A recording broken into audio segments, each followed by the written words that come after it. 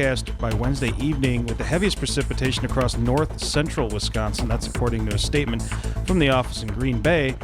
National Weather Service in La Crosse says those residents near rivers and streams should remain prepared for the potential of rapid rises and flooding and ready to seek higher ground if flooding develops. Tuesday, partly sunny with a slight chance of afternoon showers, highs around 80 degrees. Tonight, 50% chance of rain, lows in the upper 60s. Wednesday, rain likely here, highs in the low 70s. Thursday, mostly sunny, highs in the upper 40s. For Real Resistance Radio, I'm Keith Kostad.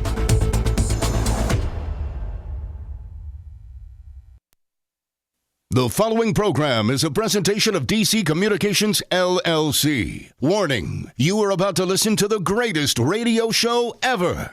And due to contractual obligations and to shield our airwaves corporate licensees from any semblance of liability, responsibility, and gullibility, we must tell you the views represented on this show are not necessarily those of this station or its management. This radio show contains differing points of view on current political topics, and due to the nature of its contents, it should be heard by everyone. Thank you for listening. 3, 2, 1. Now live from the heart of liberal Wisconsin, where the political party is just beginning, welcome to the Devil's Advocate Show. Best friends proving it's never personal, only politics. Please allow me to introduce myself. Now here are your hosts, Dom and Crute. Welcome to the Devil's Advocates Radio Show. Dominic, happy Tuesday to you, my little buddy. Rudy, happy Tuesday to you, my dear friend. What do you want to do today? You know what I really don't want to do, but I think the headlines force me to? Talk about Kavanaugh? Yeah, exactly. I'm kind of sick of this issue. Has been litigated. I'd like to move forward. The American people, they don't really like this Judge Kavanaugh. They don't really trust this Judge Kavanaugh. But apparently the President of the United States had a little made-for-TV event last night. Before we go there, Dom, let me go to new CNN polling out. I want to share it with the audience. Overall, 51% in the poll oppose Kavanaugh's confirmation to the Supreme Court. That's a plurality to my math, Dom. That's up from 39% who opposed it in early September after his initial confirmation hearing, but before the accusations of sexual misconduct emerged. Support for Kavanaugh's confirmation has merely inched up by contrast, from 38% backing him in early September to 41% now. So when you hear the Republicans say, oh, it's all good now. 38 to 41? Yeah, hell of a job there, guys. Not according to the American people. Much of that shift has happened among partisans, with both sides pulling farther apart on everything Kavanaugh related. Among Democrats, 63% opposed his nomination in early September. That number, Dom, has risen to 91% in the new poll. Wow. Among Republicans, 74% backed him in September, 89% do so now. So, it's just split the country once again, Dom. I read on. The public's take on Kavanaugh is much more negative than it was in early August, not long after President Donald Trump nominated him to fill the seat being vacated by Anthony Kennedy. Back then, 33% viewed him positively and 29% had a negative take. Dom, I want to jump ahead here. Among Democrats, negative impressions of Kavanaugh have jumped 30 points. Negative impressions from 56% in August to 86% now. Positive views of Kavanaugh amongst Republicans have grown in the same time, increasing 18% from 62 in August to 80% now. Among women, 53% now have a negative view, up from 33% in August. Men split evenly, 41-41, but that's still an increase in negative impressions compared with the 40-25 negative divide in August. And a little bit more here, Dom. There's some other interesting stuff. All told, 52% of Americans say they believe the women accusing Kavanaugh of sexual misconduct over the judge's denials of those accusations. Now, in parentheticals, it reads 38% say they believe him more than the women. That's like 1 in 3, Dom. And half, 50%, said they thought he lied about his alcohol use as a young adult. Only half? More than that, more than thought he was telling the truth. Only 37% thought he was telling the truth about his alcohol use. Half say Kavanaugh's personal conduct has disqualified him to serve in the court, and 53% say his professional qualifications do not outweigh any questions about his personal conduct. A larger majority, 56%, think Kavanaugh would be influenced by his personal political beliefs when considering cases before the Supreme Court. 56%, maybe because he said, watch your back? What goes around comes around. It's an attack by the Clintons. He did say the Clintons. But the public was more evenly divided about whether Kavanaugh has the temperament to serve effectively in the court. I like beer. 48% said he did not. 45% said that he did. So that brings us to last night's event. Now, Kavanaugh confirmed on Saturday, Dom, sworn in by Chief Justice Roberts on Saturday. And I know you and I were both enjoying that fine Vukmir Baldwin debate, and we're going to talk more about that in the 4 o'clock hour. But we missed the big event, the made-for-TV re-swearing-in event. What? What was happening last night, Dom? Oh, Crudy. Crystal is a CNN. Welcome to Trump TV, a very special Supreme Court edition. You know, it's getting to be close to the holidays. Thanksgiving will be coming around. You know, like the Rudolph reindeer, all the holiday specials come. Well, there was a Trump special, and here's a little flavor. The Great Pumpkin? Shortly after the Senate voted Saturday afternoon to confirm Brett Kavanaugh to the Supreme Court, he was sworn in to his new job by Chief Justice John Roberts and retired Supreme Court Justice Anthony Kennedy, which made what happened Monday night sort of, well, odd. There was Kavanaugh and his family standing beside President Donald Trump at the White House. On the other side of Trump was Kennedy, the retired justice who Kavanaugh had replaced. In the crowd were not only the Kavanaugh's new colleagues on the court, but virtually every Republican congressional luminary. Senate Majority Leader Mitch McConnell was greeted with a standing ovation when he entered the room. After Trump spoke, more on that in a minute, Kennedy administered the judicial oath of office to Kavanaugh, the same dance he and Kavanaugh had done 48 hours earlier. Then Kavanaugh spoke. Everyone applauded and cheered, and scene. If you didn't know that Kavanaugh was already a Supreme Court justice by Saturday night, you'd have thought that you just witnessed him becoming one, which is exactly how Donald Trump planned it. One of the keys to understanding how Trump thinks and operates is to remember that he is a former reality TV star. He never really lost that lens through which to examine the world. You create the reality you want, and then you tell people over and over again that this is absolutely 100% the real thing, and they'll believe you. So say it, Tom, on the greatest radio show ever. So think of what we saw over the weekend from Trump's point of view. Sure, Kavanaugh got the 50 votes he needed from the Senate and then got sworn in by Roberts, but that was on Saturday of a holiday weekend. Not enough people saw it, Not enough people, A, saw it, and B, heard the last word on the whole thing from Trump and Kavanaugh. But if you hold a major event on Monday night when families are back at home and in front of their TVs before returning to work and school the next day, you've got a captive audience ready to drink in the story you want them to hear and remember. Which brings brings us to the Monday night swearing-in ceremony, Crudy. Trump was very keen to make sure everyone A, knew what a big deal it was. Very big deal. And B, make sure to tune in. Here's a quote. "We have a big night," Trump said in the run-up to the event on Monday. "I think it will be very interesting. I assume most of you will be there for the official swearing in of Judge Kavanaugh. I think it will be something very, very special. I've always been told it's the biggest thing a president can do, and I understand that. So it'll be very special." Little note here, Dom. It was not Kavanaugh's official swearing in, and it quickly became clear why Trump wanted as many eyeballs as possible on Monday night's swearing-in ceremony. He wanted to reset the narrative of Kavanaugh's confirmation fight for the final time. This wasn't about credible allegations made against Kavanaugh by Christine Blasey Ford and Deborah Ramirez. This was about bad people trying to destroy a man for his willingness to step forward and serve the country. Bad people? I think he said evil people. Evil victims. Evil Dr. Ford. Dom, do we have some of the sound of this? We do have some of the sound of this, Brian. Let's play it for our fair audience. Let's get into it. I think we're going to jump around. We'll start at 82. Trump on Kavanaugh. Of course, Crudy, innocent until proven guilty. What happened to the Kavanaugh family violates every notion of fairness, decency, and due process.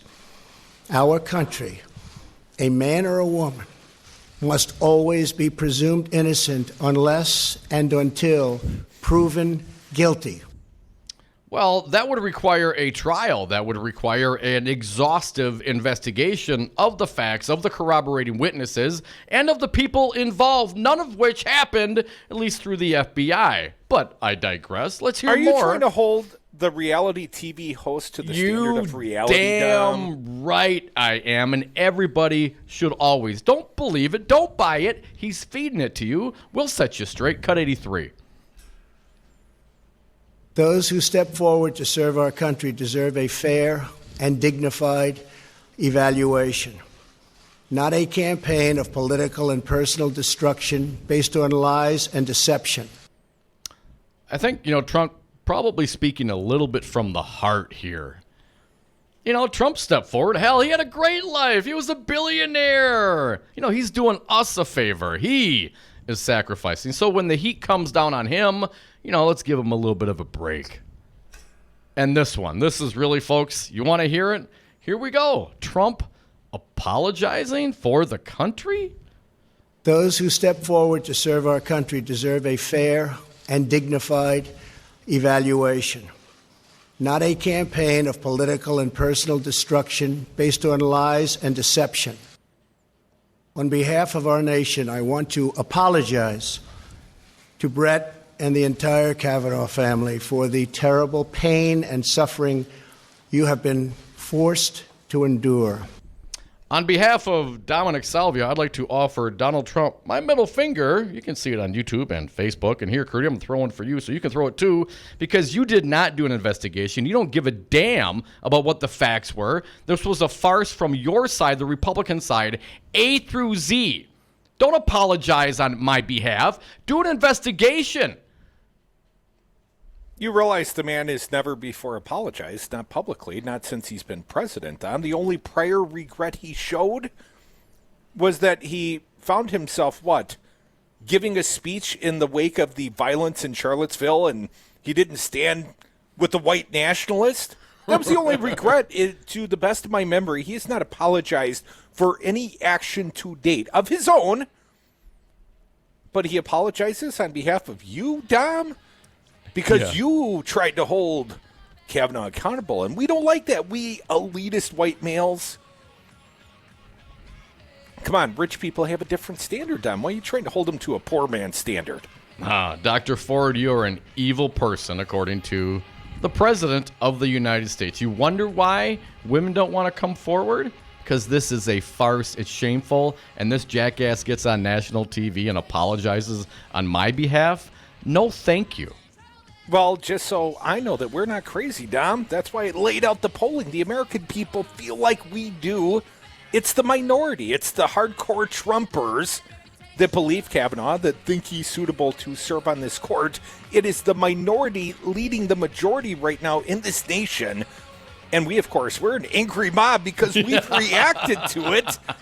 Just sit there and eat your pudding, right? Can't have any pudding until he eats his meat. Come on, man. You just slaughtered that. Yeah. Can't have any meat if you won't eat your pudding. No, you can't have any pudding if you don't eat your meat, man. Who gets meat for dessert? I'm hungry. Come back with us. More Devil's Advocates. It's snack time. Then it's you on the phones. 844-967-2789.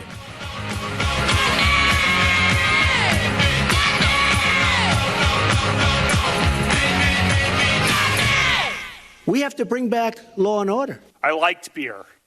I still like beer. They call me the ratings machine. Sometimes I had too many beers. Very powerful. Brad Zog, owner of Zero Res Madison, resisting dirty carpets and harsh chemicals. Brad, why should people use Zero Res Madison? Why wouldn't you clean your carpets like this? We're not using any soaps. We're not using any chemicals. We cost about the same as the other guys. You look at it and you go, where's the downside? You got a completely green clean. That's awesome. We guarantee it. There's no downside. There's no downside. Use Zero Res. Call Zero Res today. 608-848-9000. Zero Res. Spell it forward or backward. It's the right way to clean. Do you own a rental property, or would you like to partner with a rental investment team? Call the pros you can trust at CCL Management. Rental expertise second to none, a general contractor on staff to direct repairs and improvements, and real estate brokerage services tailored to the small investor. If you're ready to invest in rental property or just need professionals to manage your real estate portfolio, call us, CCL Management, at 608-833-0009 or visit us on the web at cclmanagement.com. On marijuana, unfortunately, as a public health issue and a public safety issue, I've opposed that. Dr. Sanjay Gupta, how can medical marijuana help those addicted to opioids? There's three big things. There's clear consensus now that cannabis can treat pain. That is not an opinion. That is a consensus conclusion by big scientific bodies like the National Academy of Science. We also know that it can help treat the withdrawal symptoms of opioids. People, they don't want to be on enemy anymore. They want to quit, but they develop the terrible withdrawal symptoms. And now we have evidence that it can actually help heal the part of the brain that is diseased in someone who's an opioid addict. If you had to start from scratch and design a substance to help lead us out of the opioid epidemic, like in a lab, it would probably look very much like cannabis. Call Governor Scott Walker at 608-266-1212. Tell him good people do smoke marijuana.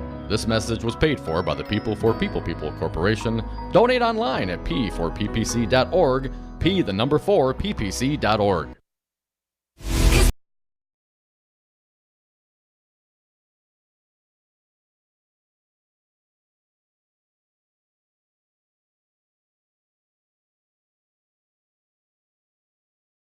Rock and roll political commentary in a top 40 world. And we are back. Thank you for listening to the Devil's Advocates radio show live on Real Resistance Radio, streaming on the Devil's Advocates YouTube and Facebook pages, on Twitter at Devil Radio, and the party line, talk or text, always open. We take all comers, 844-967-2789. Dominic, I know you're a big fan of the Taylor Swift. Who? The president of the United States, less so. The newly politicized Taylor Swift, the newly endorsing Taylor Swift. Well, she caught Trump's ire last night. We got some sound of that as well. Let's play it for the people, if you'd be so kind. Fancy Brian, Donald Trump on Taylor Swift. Cut 80. I'm sure Taylor Swift has nothing or doesn't know anything about her. And let's say that I like Taylor's music about 25% less now, okay? How does Donald Trump, why does he presume that Taylor Swift doesn't know anything about her? Because she's a woman. Oh, yeah. That's right. We can't all be men and as smart as Donald Trump. He went to the finest universities, Dom. He's got the finest brain. I'm just checking here, Crudy. Who has more Twitter followers, Taylor Swift or Donald Trump?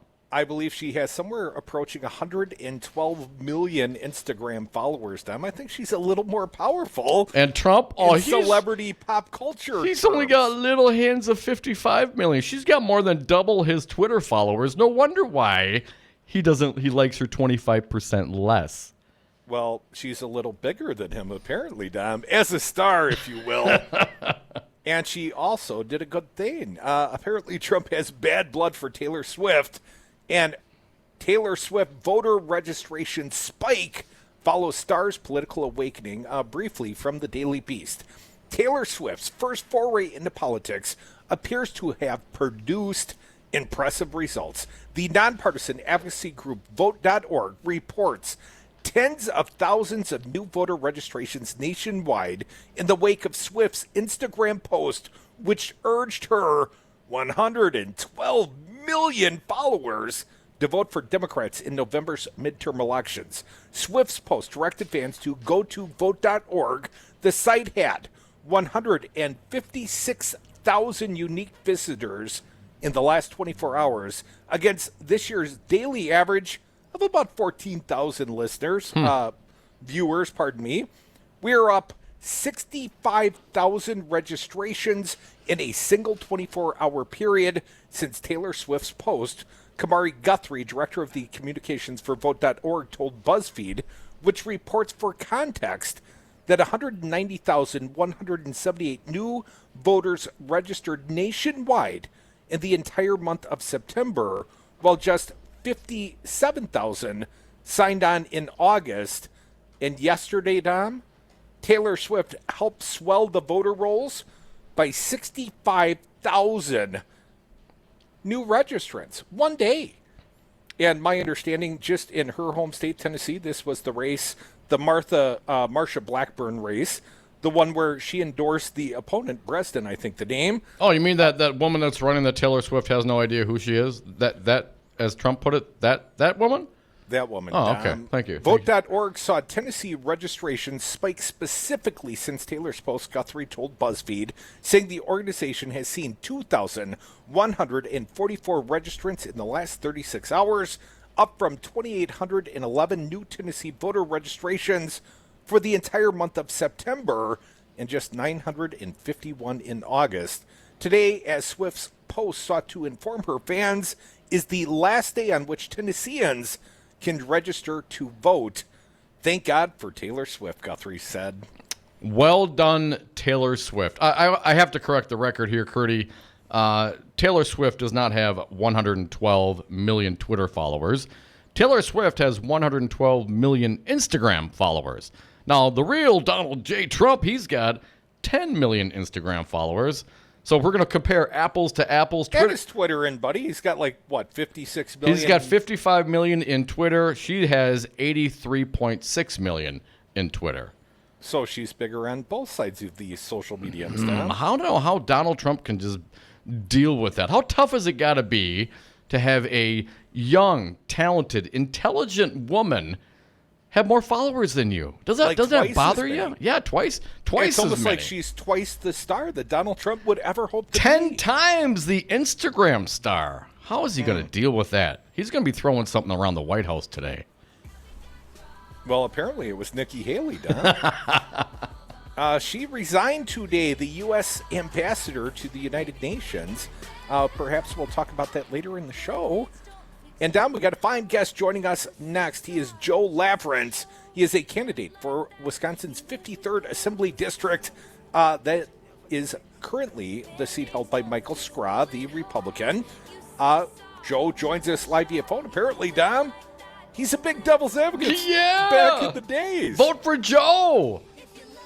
Well, if he likes this show, there's much love for Joe. Come back with us. You are listening to America's favorite top 40 station, Real Resistance Radio. Come back with the Devil's Advocates. You can always join us on the phones, but let's give Joe a chance first at 844-96.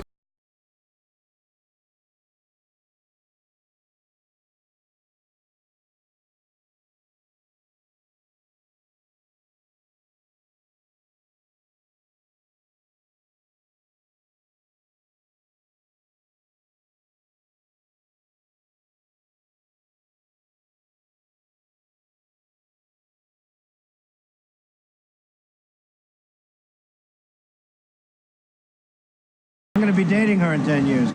Join the resistance against dirty carpets. Call Zero Res Madison today for our summer special. Clean and sanitize 3 rooms for only $139. Call 608-848-9000 or schedule online at ZeroResMadison.com. Zero Res, spell it forward or backward, it's the right way to clean. 180 over 111, and I had a stroke. I couldn't speak or walk. 150 over 90, and I had a stroke. This is what high blood pressure sounds like. You might not feel its symptoms, but the results from a stroke are far from silent. Get back on your treatment plan or talk with your doctor to create a plan that works for you. Go to loweryourhbp.org. Head to toe, everything's changed. Brought to you by the American Stroke Association, American Medical Association, and the Ad Council. 5/9, your local single-source IT solutions provider. Specializing in cloud technology, consulting, servers, networks, and hosting. We manage your IT so you can focus on running your business. Enjoy technology. Enjoy 59s.com. You are listening to Real Resistance Radio, WRRD 1510 AM Waukesha and WTTN 1580 AM Columbus. Always streaming at realresistanceradio.com.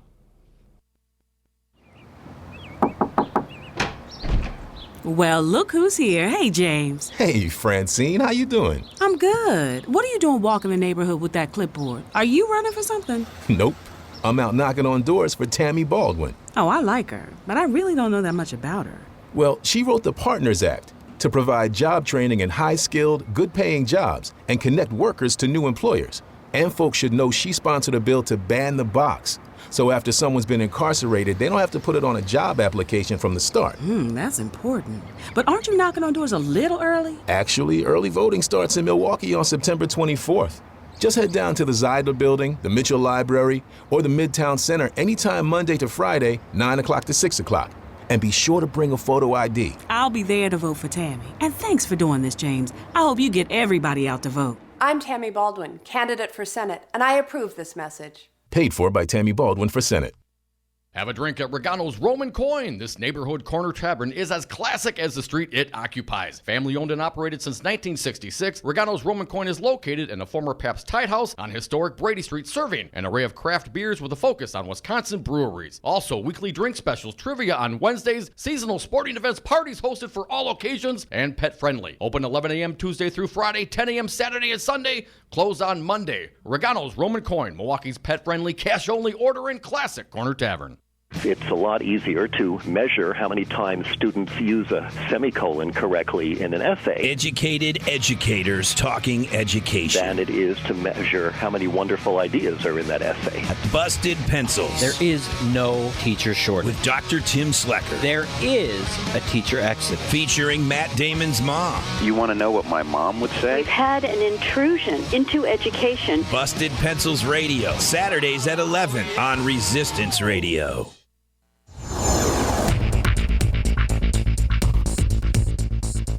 For Real Resistance Radio, my name is Keith Gosted. Here are your headlines for October 9th. Candidate for governor Tony Evers wants to lower drug prices by creating a new state board that would review price hikes and impose fines on drug makers for excessive price increases.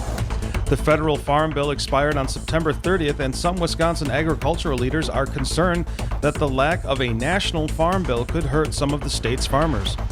Number of international students coming to the United States to obtain a graduate degree have decreased for the past 2 years, but the University of Wisconsin-Madison is an exception to that trend. Senator Tammy Baldwin and challenger Leah Vukmir met for their first debate last night, and the Brewers now know who their next opponent will be. Defending nationally champion Los Angeles Dodgers will be coming to Milwaukee for Game 1 of the NLCS on Friday night at 7 o'clock. For Real Resistance Radio, I'm Keith Gosted.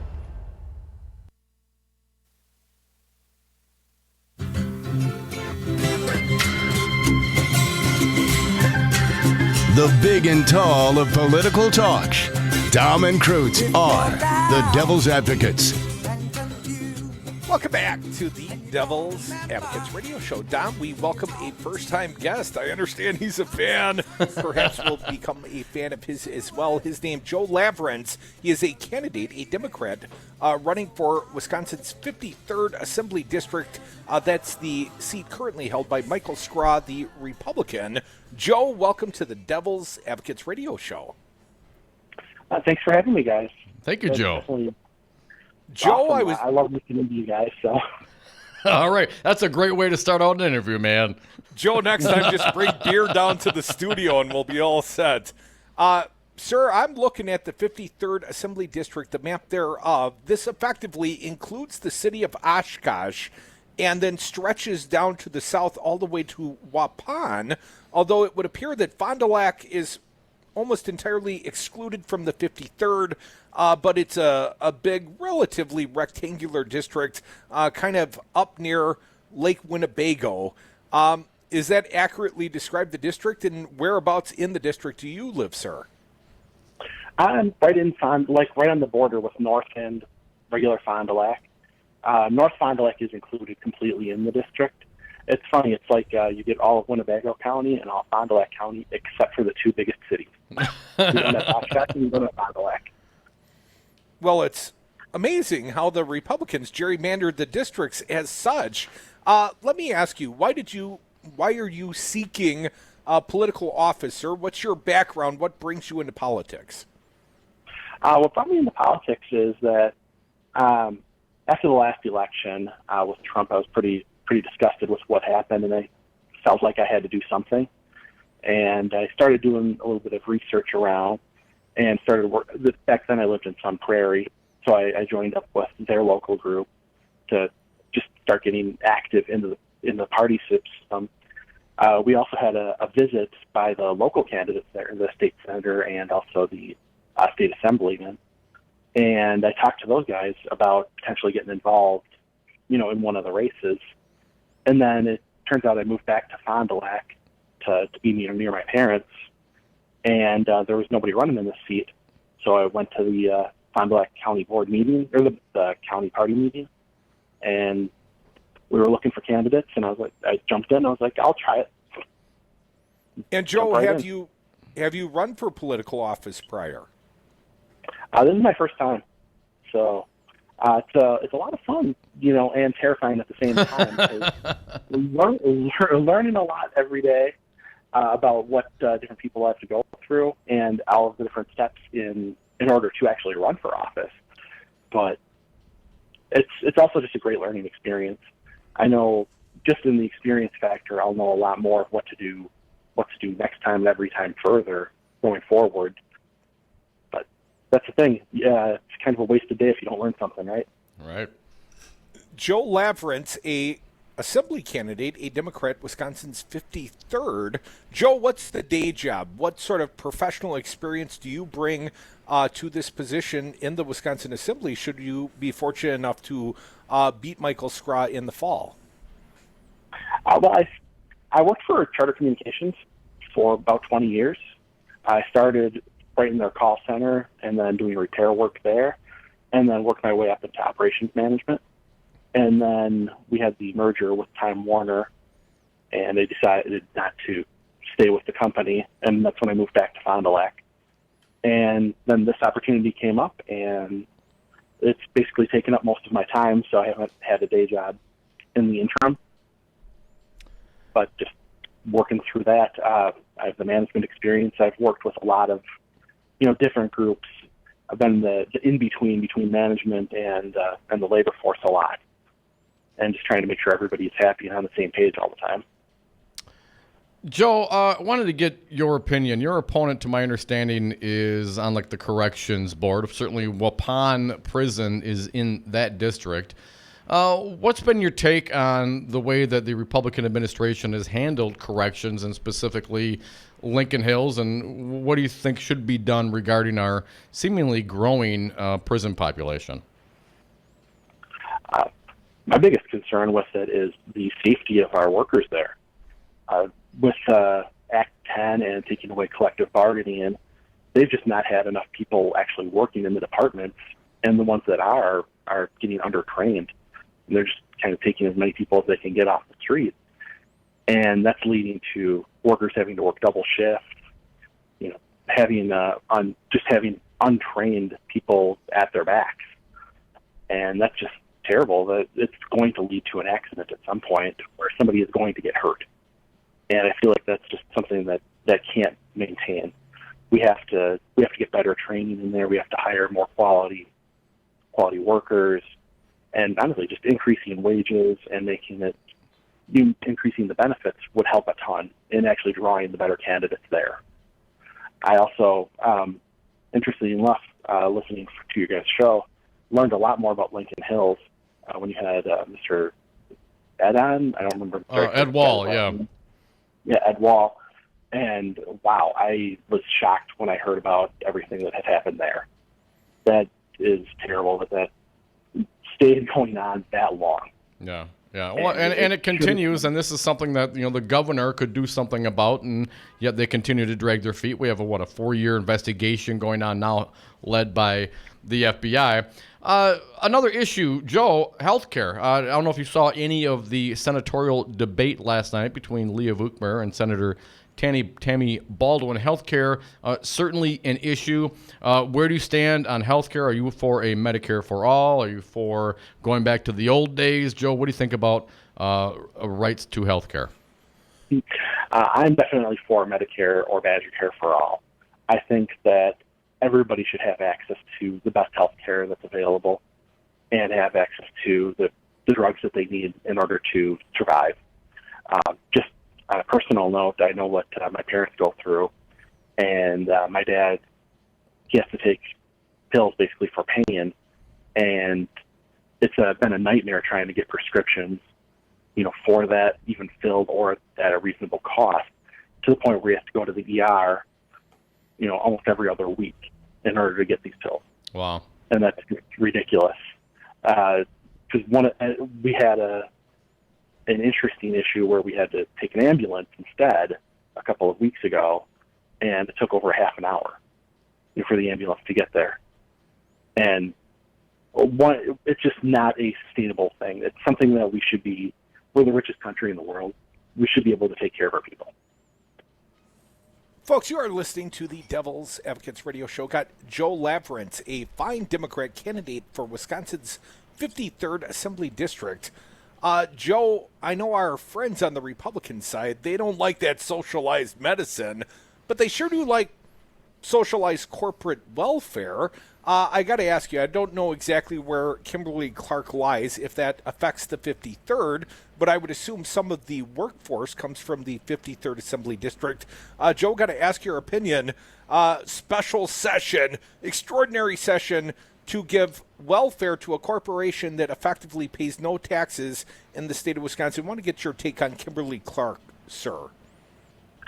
I strongly disagree with giving them what amounts to a bribe in order to stay. They're already not paying taxes. It's absurd to think that we should have to pay them also in order to, and I understand that there are some jobs that are with that, but they should be staying here on their own accord because we have the best workers. We shouldn't be required to also pay them another bribe on top of their zero taxes. And all it does is just start the slippery slope of, it already started with Foxconn, now we see Kimberly-Clark, next we're going to see something like Merck Marine in my area, or any of the other bigger job producers. And all they're going to want is another either giant tax break or an outright bribe in order to stay. And that's just, as I was saying on the other one, unsustainable. You can't keep doing that. Otherwise, you're going to end up with no money left. And, Joe, what do you think the government's role is in spurring entrepreneurship or bringing, bribing, poaching businesses away from different areas? Where should the government come down on corporate incentives, let's call them? I think that the whole corporate incentives thing is pretty, it's strange that we've gotten to that point, because a business should be looking at, who has the most educated workforce, who has the best workers, what the environmental regulations are in the area, what sort of infrastructure there is. If all of those are great in an area, then businesses would just flock to it. I don't understand why it's turned into we have to bribe different cities, you have to put different cities against each other in order to get these plants. It doesn't make a lot of sense. But I think that as it stands now, until the rest of the country and honestly the rest of the state gets on board with, we're just going to produce the best, workforce you can, and then you get to pick between them, we're still going to have to, unfortunately, throw these packages at them in order to bring them in. But I think that we should be still producing the best workforce, the best education, the best infrastructure, and we'll get our businesses, we'll get them in here at a good enough rate that we can maintain jobs. Well, I know manufacturing is still an important part up in the 53rd, Joe, and, this governor has certainly given plenty of perks and incentives. Hell, it's effectively a zero tax rate for manufacturers, Joe. But I guess I would ask, what about the farmers? While they get a similar tax circumstance, they are also beneficiaries of the manufacturer and agribusiness tax credit. The farmers have had a tougher time of it, and I think the Trump tariffs are starting to affect dairy prices, etc. What are people saying on the ground, Joe, as you're out knocking doors, out campaigning in the 53rd? What are people saying about Trump's tariffs?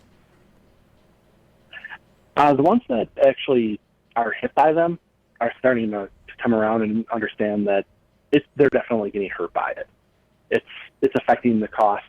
It's preventing them from being able to actually produce as much as they can at a reasonable rate, because they have to figure out a way to actually still maintain profitability when, the price has gone down to the point where the price has gone to the point where they just can't sell enough. It's just not working out as well as it could, especially in the market that the soy market, where it's just impossible to sell in the country. You sell out, and most of it gets exported, and it's just not working out in general. I think that we need to. I'm sorry, go ahead. Well, Joe, I was going to move you on topically. At least one more topic for the conversation today. Got to ask you, Joe, how are the roads in the 53rd Assembly District? Depends on where you go. We have a couple of billboards out there for the Scott holes, and they definitely do. They are definitely there. The more rural you get, the worse they get typically, just because there's just not enough funding in order to maintain the roads as well as they should be. I know we have a big project going on Main Street right now here in Fond du Lac, and if you leave the area that's under construction, there are quite a few holes still. So it's something that we should be able to generate more money and put that into it in order to actually repair these roads. It's ridiculous that they've gotten as bad as they have. And, Joe, I understand a number of local communities all across the state of Wisconsin, something like $1.7 billion worth of school referendums. Scott Walker effectively making the taxpayers raise their own taxes because he fails to adequately fund the state education portion. Joe, got to ask you, what about the referendums? What about attitudes on education up in the 53rd? What are you hearing, sir? Well, it's kind of funny because the tax cuts always sound good, and then you have to raise your taxes in order to match the numbers that were there. So it doesn't make a lot of sense to continue to play the tax cut card but that seems to be the only move that the Republicans have, and it's just kind of a not looking at what people are actually feeling on the ground. Because if you're going to offer a tax cut and then immediately the people of the different municipalities want to raise their taxes in order to fill the hole that was left at the state level, it just makes no sense. It's just a huge disconnect between the government and the people.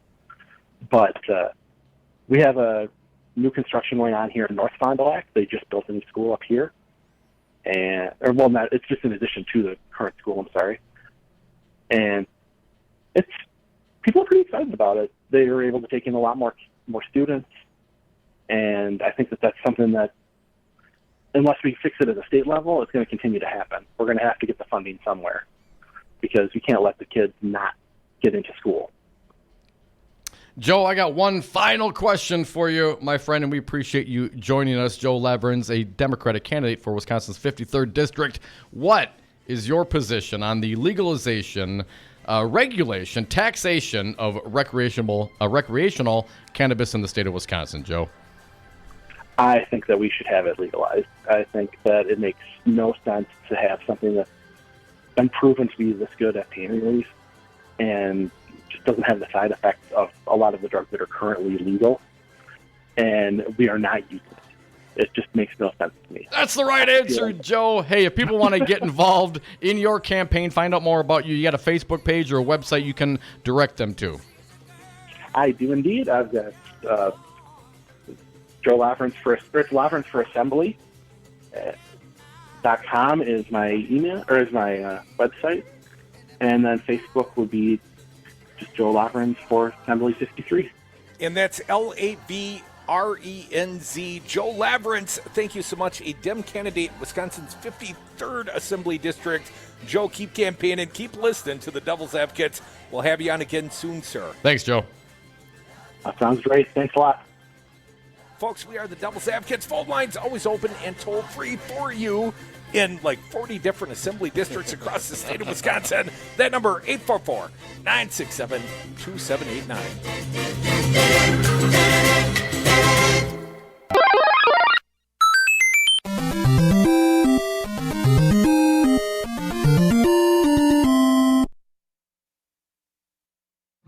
Hey everyone, it's your nominee for Lieutenant Governor, Mandela Barnes. I know I don't need to tell you what's at stake with this election, but I want to talk to you about my friend and running mate, Tony Evers. Now, I've gotten to know Tony over the last couple months as we've crisscrossed the state. I've seen his resolve, and his dedication to solving the problems Wisconsin faces, especially when it comes to access to quality, affordable health care, protecting our environment, and making sure that every kid in Wisconsin has a great public school, regardless of their zip code. But Tony and I can't win this election alone. We need your help to talk to those that might still be on the fence. So whatever you can do will help. Knock on doors, talk to your neighbors, talk to your family. When we're fighting to take back the state from Scott Walker and the special interests, every little bit helps. You can make the difference in this election. So visit TonyEvers.com and sign up to help. It's time for a change. And that's why Tony for Wisconsin paid for this ad.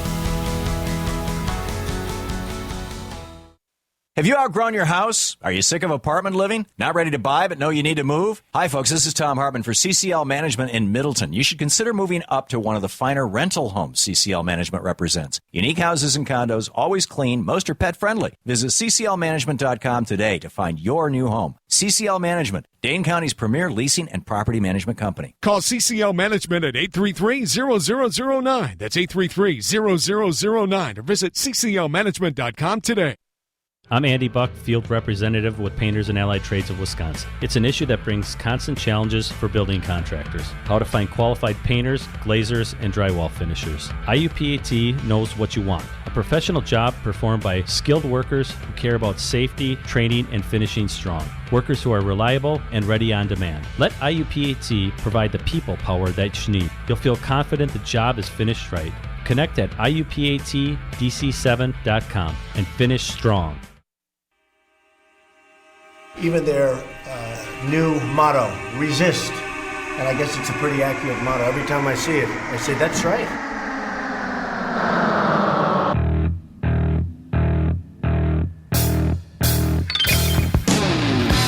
And we are back. Thank you for listening to the Devil's Advocates radio show on Real Resistance Radio, streaming on YouTube and Facebook. We're on Twitter at Devil Radio, and the party line's always open, 844-967-2789. Dominic, want to thank our most recent guest, Joe Lavrentz. He is a candidate for Wisconsin's 53rd Assembly District, a good Dem. That last name, and that's, I think, the namesake of the website, Lavrenz, Joe Lavrentz. Look him up. You know, I appreciate guys like Joe, you know, just getting motivated because of the last election, whatever your muse is, whatever gets you going to step up and get out and get involved.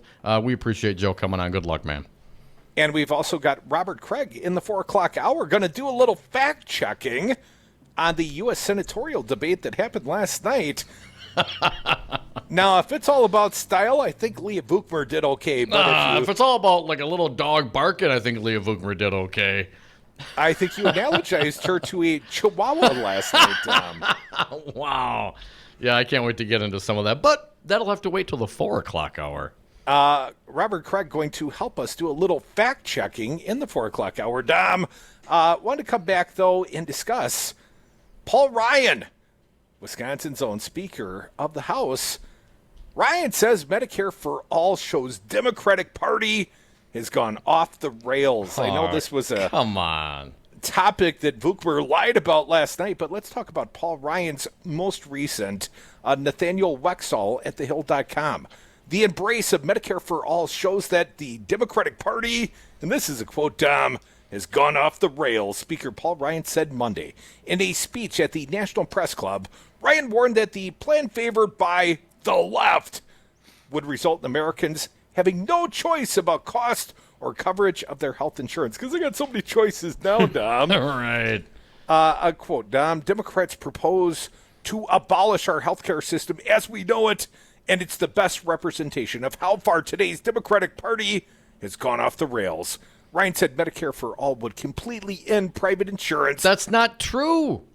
Well, that's not true. I know it. You know it. Tell Leah Vukmir and tell Paul Ryan. But back to the article. Ryan said Medicare for All would completely end private insurance, including for the roughly 180 million Americans who count on coverage through their employer. Here's another quote.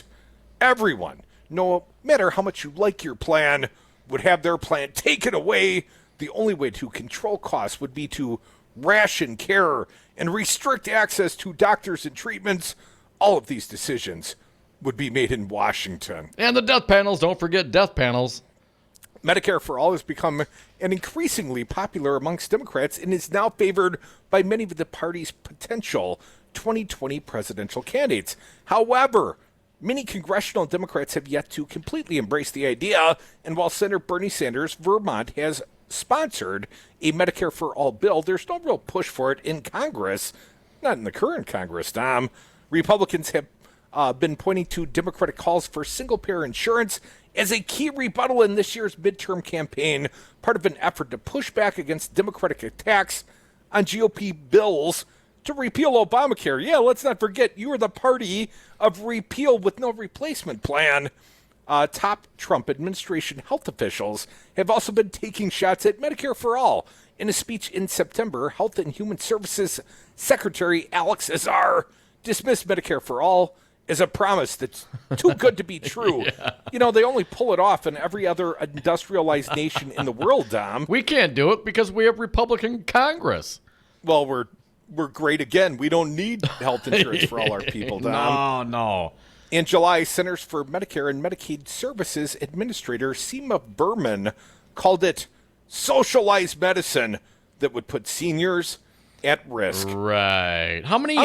Unlike vouchers, right? Unlike Paul Ryan's plan, you give Grandma a voucher and you push her off the cliff. Grandma, go online. Go to the .coms, fill out the check marks. Click what coverage you want. That'll be great, right? Right. We have 130, 150 million people in this country on some sort of government-sponsored health care, and this 180 million folks that get it through their employer. Well, that's a requirement. It wasn't always that way. Well, and I think there's a lot of companies out there that would gladly give up the administrative requirements of providing health care to their employees and focus on the administrative things of controlling and running their businesses that directly impact the product or services. No, you're just talking off the rails, you leftist. It's almost like you'd want to provide affordable health care to people, Dom. Well, this is what the Republicans do. They privatize the profit, and they socialize the loss. Well, Dom, they got theirs. They got theirs, right? That's the Republican attitude. I got mine. Hurry up and die quicker. I think Ellen Grayson said that on the House floor once upon a time. That's the Republican health plan. We'll talk about that more. The senatorial debate, style versus substance, a big fat whopper to start the day from Leah Vukmir. And your impressions as well welcomed here on the phones or via text at 844-967-2789. More Devil's Advocates. Hour 2 starts right now.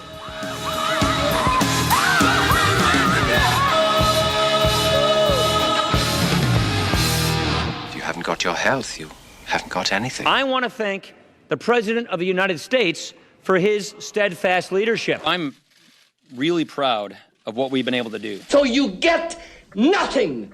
You lose. Hi, my name is Shantae, your local Hyatt pharmacist. With more than 10 locations here in the Milwaukee area, we're here to simplify your lives one script at a time. With free delivery to your home or work, where all your medications are brought together in one convenient dosage packaged, individualized to your daily medication regimen. We set up in-house calls with the licensed pharmacist to assist in medication management. We accept all insurance plans. To learn more about Hyatt, visit us at our website, HAYATRX.com. All workers benefit from unions, as unions create the highest standard in wages, health and welfare, retirement security, and workplace protections. Hello, this is Tom Bennett, President of Teamsters General Local 200. Your voice is your strength. The ability to build a stronger and better tomorrow begins today. Teamsters Local 200 represents workers in numerous industries, and our team is ready to sit down with you and your co-workers to build your unified team. Call Teamsters Local 200 at 414-771-6363 or visit us on Facebook or www.teamsterslocal200.com. You are listening to Real Resistance Radio, WRRD 1510 AM Waukesha and WTTN 1580 AM Columbus. Always streaming at realresistanceradio.com.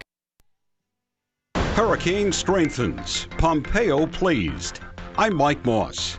Hurricane Michael is rapidly gaining strength. With sustained winds now at 120 miles per hour, it is now a Category 3 hurricane targeting the Florida Panhandle.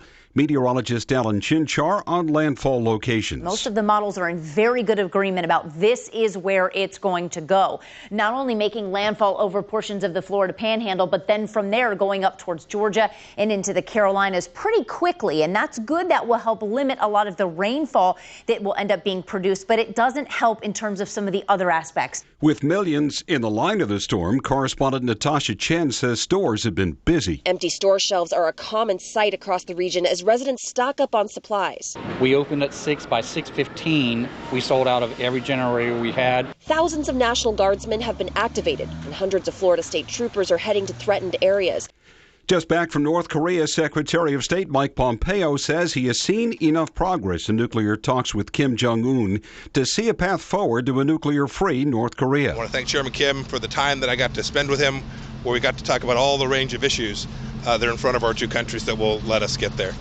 And he appreciated the president having sent me, and we will, in short order, be able to talk about when the president will get a chance to meet with him at what will be the second summit. President Trump is considering his options after the resignation of UN Ambassador Nikki Haley. She's done a fantastic job, and we've done a fantastic job together. We've solved a lot of problems, and we're in the process of solving a lot of problems. At the beginning, North Korea was a massive problem, and now we're moving along. It's moving along really nicely. The president confirmed this afternoon that Goldman Sachs executive Dina Powell is being considered among the candidates to replace Haley at the UN. On Wall Street, the Dow closed down 56 points today. I'm Mike Moss. Are you a... Join the resistance against dirty carpets. Call Zero Res Madison today for our summer special. Clean and sanitize 3 rooms for only $139. Call 608-848-9000 or schedule online at ZeroResMadison.com. Zero Res, spell it forward or backward, it's the right way to clean. You're not wired to have a response to this sound. But when we introduce a new stimulus, save the food, we're helping to stop food waste. Save the food. For tips and recipes, visit SaveTheFood.com. Brought to you by NRDC and the Ad Council. The Earl Ingram Show. Join me at a new time, weekday mornings, for the Earl Ingram Show, 6 a.m. to 8 a.m. on Real Resistance Radio, Monday through Friday, and as always, Saturdays noon to 3. The Earl Ingram Show, streaming live at RealResistanceRadio.com. Don't miss it. Voice of the voiceless, champion of the working class, the Earl Ingram Show.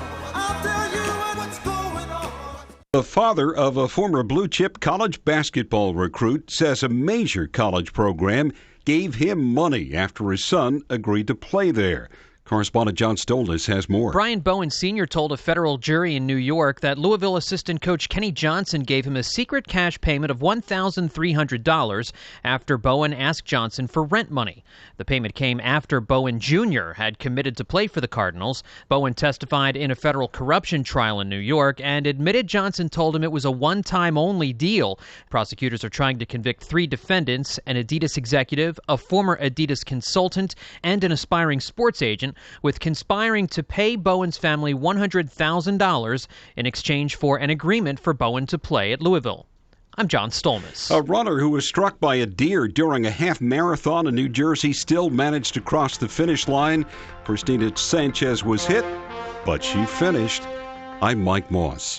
5 your local single-source IT solutions provider, specializing in cloud technology, consulting, servers, networks, and hosting. We manage your IT so you can focus on running your business. Enjoy technology. Enjoy 59s.com. Is my kid in the right car seat? I guess she is. There are probably rules on when to move up to a booster seat, aren't there? Rear-facing, forward-facing. I think I have it right.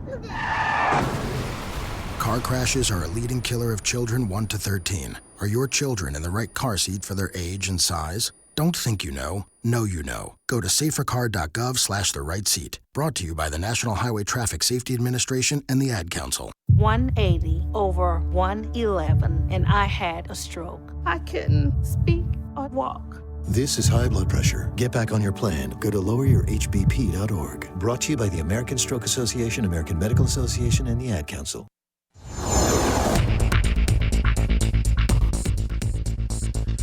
For Real Resistance Radio, my name is Keith Gosted. candidate for governor Tony Evers wants to lower drug prices by creating a new state board that would review price hikes and impose fines on drug makers for excessive price increases. The plan Evers released yesterday would also require drug companies to justify large price increases, make state drug program for seniors cover flu shots, and allow importing drugs from Canada.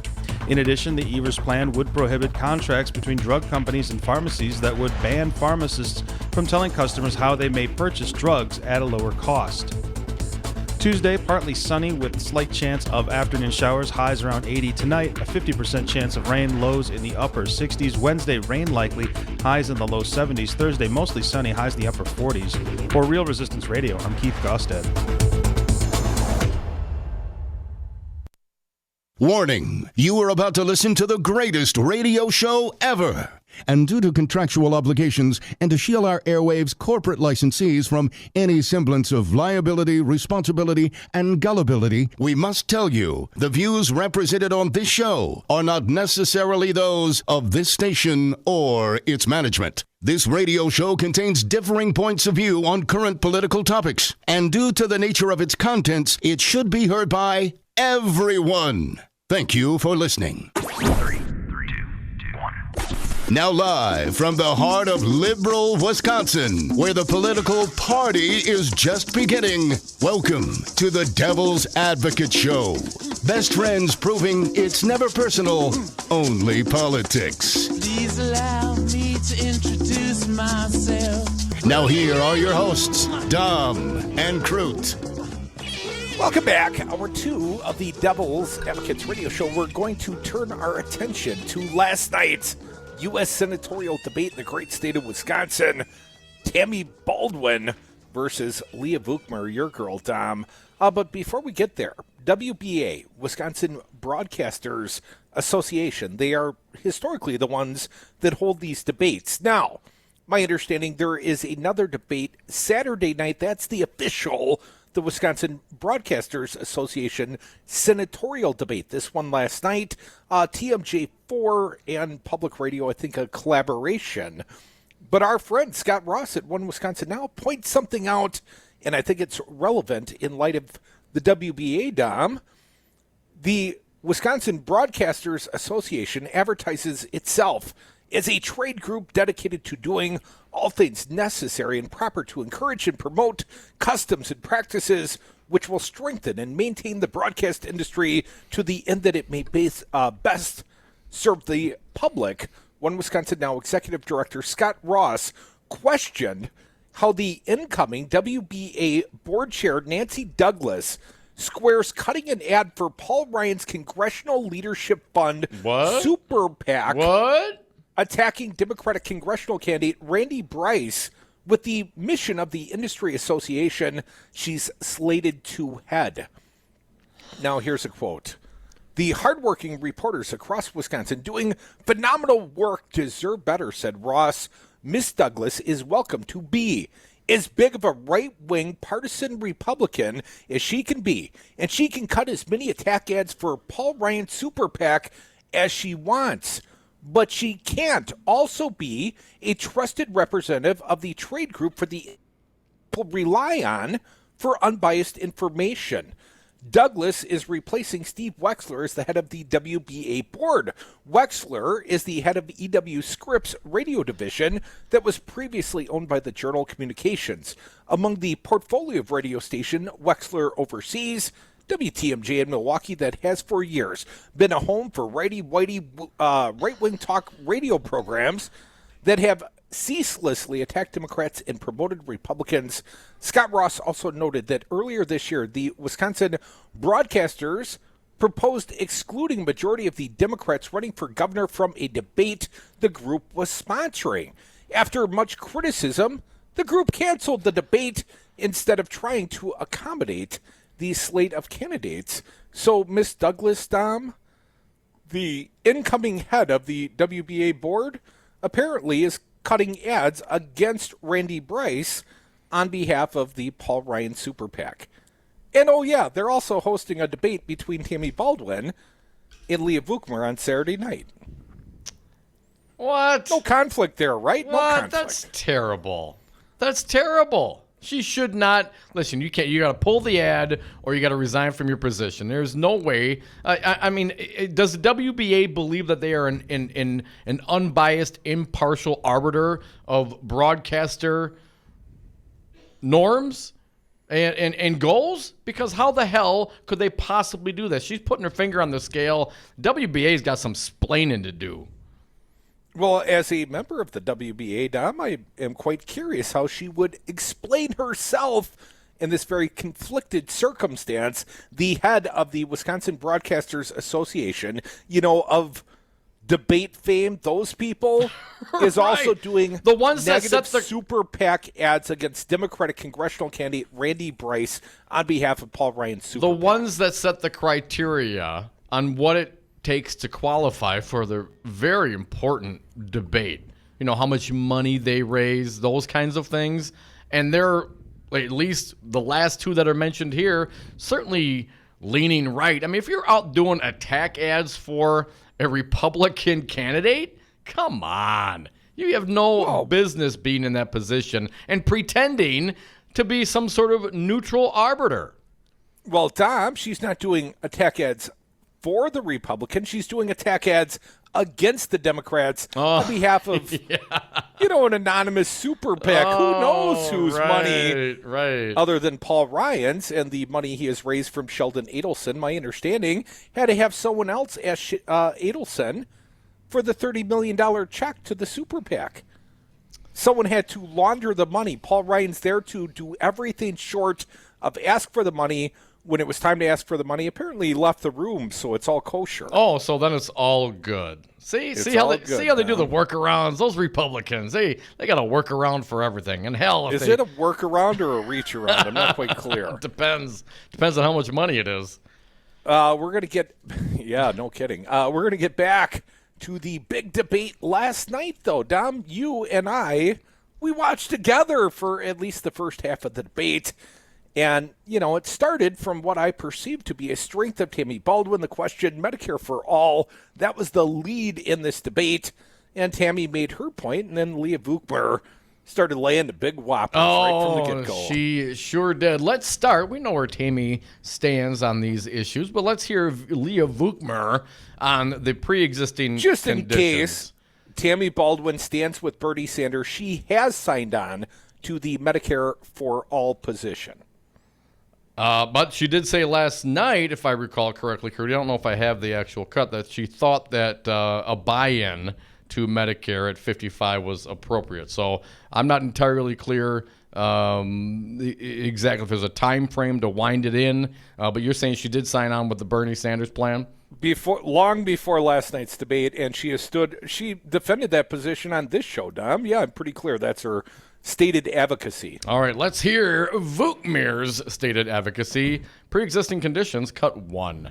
Who are you going to trust to solve our health care problems? A career politician who has spent her life in the halls and the walls of government, or a nurse who has spent a career taking care of patients working in hospitals? The fact of the matter is, Senator Baldwin's plan is going to gut everything. Everything. She talks about pre-existing conditions. Do you understand what happens under federal law right now? And Senator Baldwin, I don't know if it's because you are ignorant of this or if it's because you are trying to deceive people on this pre-existing condition issue. But here's the real issue. Under federal law, before Obamacare, people with pre-existing conditions were covered. They were covered under Medicare, Medicaid, and they were also covered under their private insurance through their employer.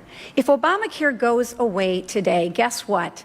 People will still have coverage for pre-existing conditions. So Senator Baldwin is lying. She is lying to the people of the state.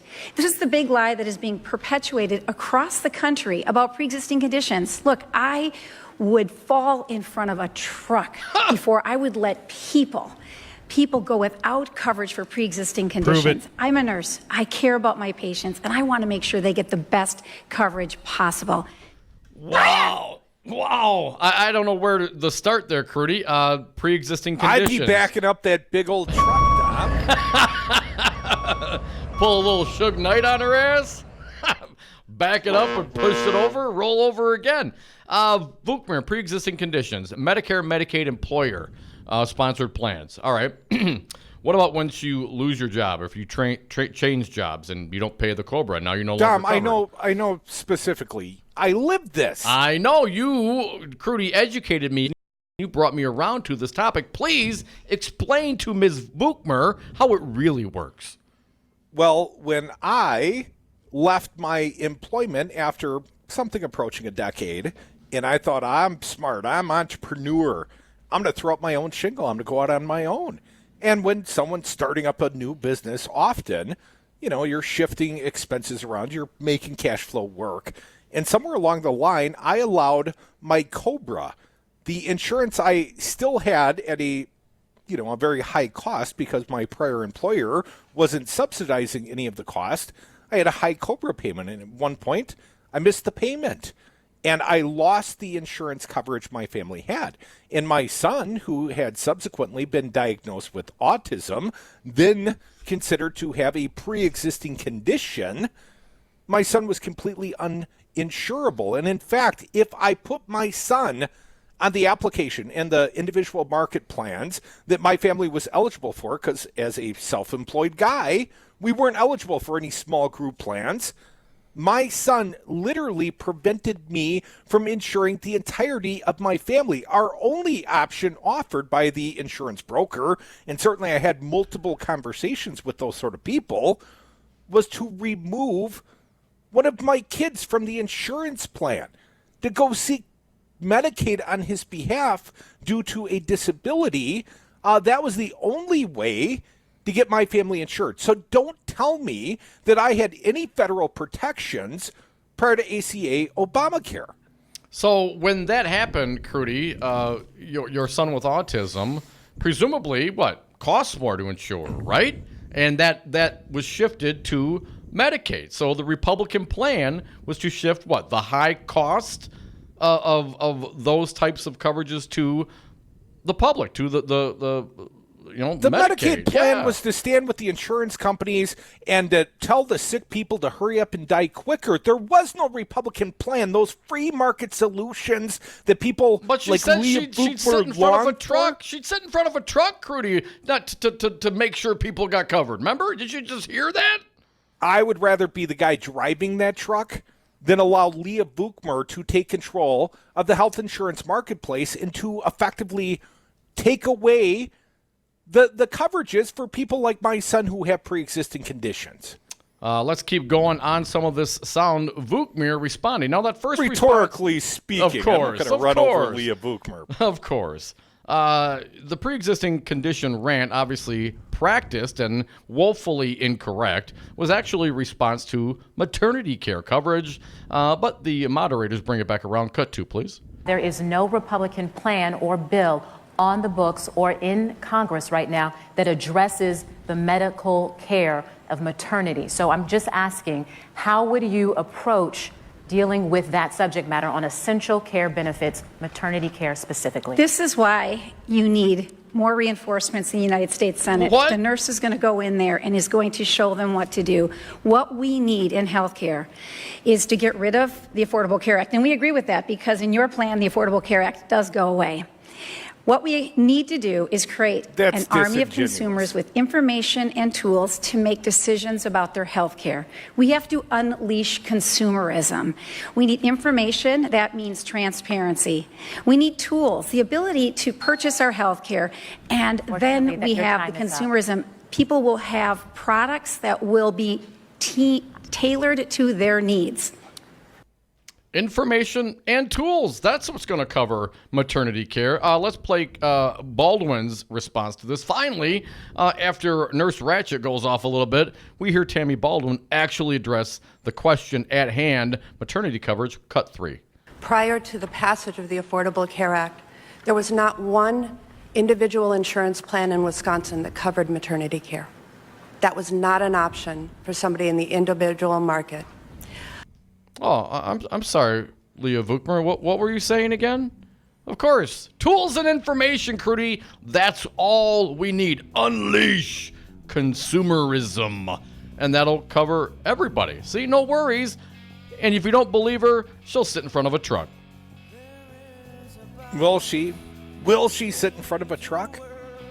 And quite frankly, I have the utmost respect for nurses, but she hasn't been a nurse in over a decade, near as I can tell, unless she's pulling night shifts after she was in the state senate all day, Dom. I don't think Leah Vukmir is exactly a candy striper or an ER nurse at this point in her career. And I would point out, she acts like the nurses are the ones that solve the problems. The nurses, they're courageous, they're caring, they're empathetic, at least people not like Leah Vukmir. But they're not the problem solvers. They triage. They might bring the most urgently in need of care patients before the doctors quicker. I should be careful. I don't mean to diminish the fine work that nurses do, but they're not the decision makers in most circumstances. Come back with us. We are the Devil's Advocates. You're listening to Real Resistance Radio. Your comments welcome here at 844-967-2789. That music is for everyone.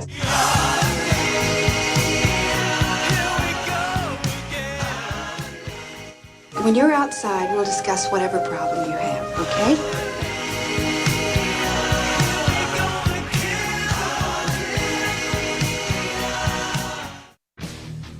Our public school system is under attack. Make sure you know what's going on.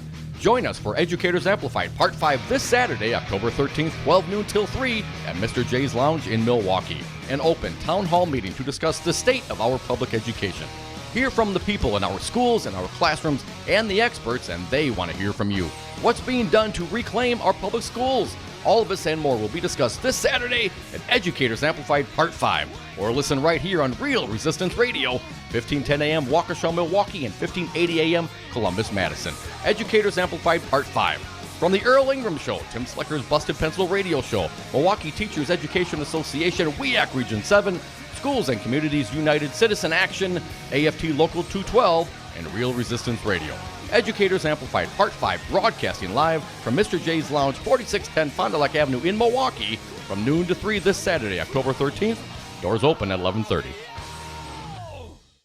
JWK Management has many apartments available on the east side of Milwaukee. Currently, there's an opening just above Campali Restaurant overlooking historic Brady Street. 3 bedrooms, 1.5 bath with 1,500 square feet, a large kitchen, pantry, and main living space. Free washer and dryer in the building, and off-street parking is available. For more information, call 608-729-1810. For your new apartment, call 608-729-1810. Hey, Batman here. Matt Rothschild from the Wisconsin Democracy Campaign. Hoping you'll support us as we track all that dark money that's splattering your screens with mud. You can count on us to tell you who really runs Wisconsin, and it's not Walker, Fitzgerald, and Voss. They're just the water boys for the Koch brothers, WMC, the NRA, and Diane Hendricks. You can find all this out at our website at wisdc.org, and while you're there, please send us a donation so we can keep after these bad guys.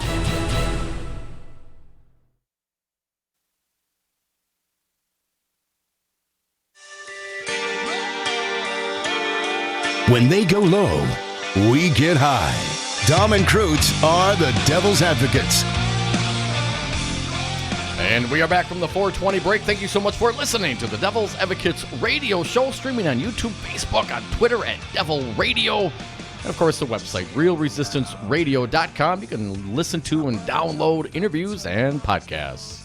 Dominic, we're going to have another fine guest calling in at the bottom of the hour. Robert Kraig, Executive Director, Citizen Action of Wisconsin. He's a friend of ours, but let's get back to the conversation at hand. The senatorial debate last night, Baldwin v. Vukmir, or, truth versus whatever it was Vukmir was spitting last night. It wasn't the truth. I mean, it's one thing to have a differing of opinion, but it's quite another to have a differing of facts. Let's get to some of the sound. We're going to short on time here before our guest, Robert Kraig, Executive Director of Citizen Action, bottom of the hour. So let's go to cut number 5 with the question by the moderator, Vukmir, on her oral chemotherapy vote. Cut 5. In campaign commercials, you are criticized for voting with insurance companies over patients regarding costs of oral chemotherapy versus traditional chemotherapy. Do you regret that vote, and how would you protect patients versus opposing insurance mandates? This is a lie that's being perpetuated by Senator Baldwin. It is a scare tactic to save her job. I've got to tell you, as a nurse, I want to make sure that all patients get the best coverage possible. But also as a nurse, I problem solve, perhaps in a different way. I look at the unintended consequences of bills. And when I looked at this bill, I was very concerned that the unintended consequences of that bill would that the very people who wanted that care would be restricted from that care. You know, nurses listen. We're problem solvers. We look at things from the perspective of identifying a problem, coming up with a solution, applying that solution, and if it doesn't work, then we come back and fix it. Aren't you ashamed? Okay, but remember, this was on oral chemotherapy and voting with the insurance companies. Let's keep going. Cut 6. Senator Baldwin wants to grab a headline. She wants a press release, and she just wants to protect her job. So she will do whatever she can and say whatever she can to make me look bad. But I've got to tell you, I care about my patients, and I know what is right for all patients because I have cared for patients my entire career. And that is the problem when government gets involved. Her plan for government involvement means no doctors are going to want to participate in a system when they have to participate with Medicare rates. Medicare. You thought it was bad under Obamacare? Doctors being reimbursed with Medicaid rates, we will have fewer doctors. We will have more patients in a system, which means a decrease in quality care. And that is going to make it rough for any patient, especially a cancer patient, to receive the care that they deserve.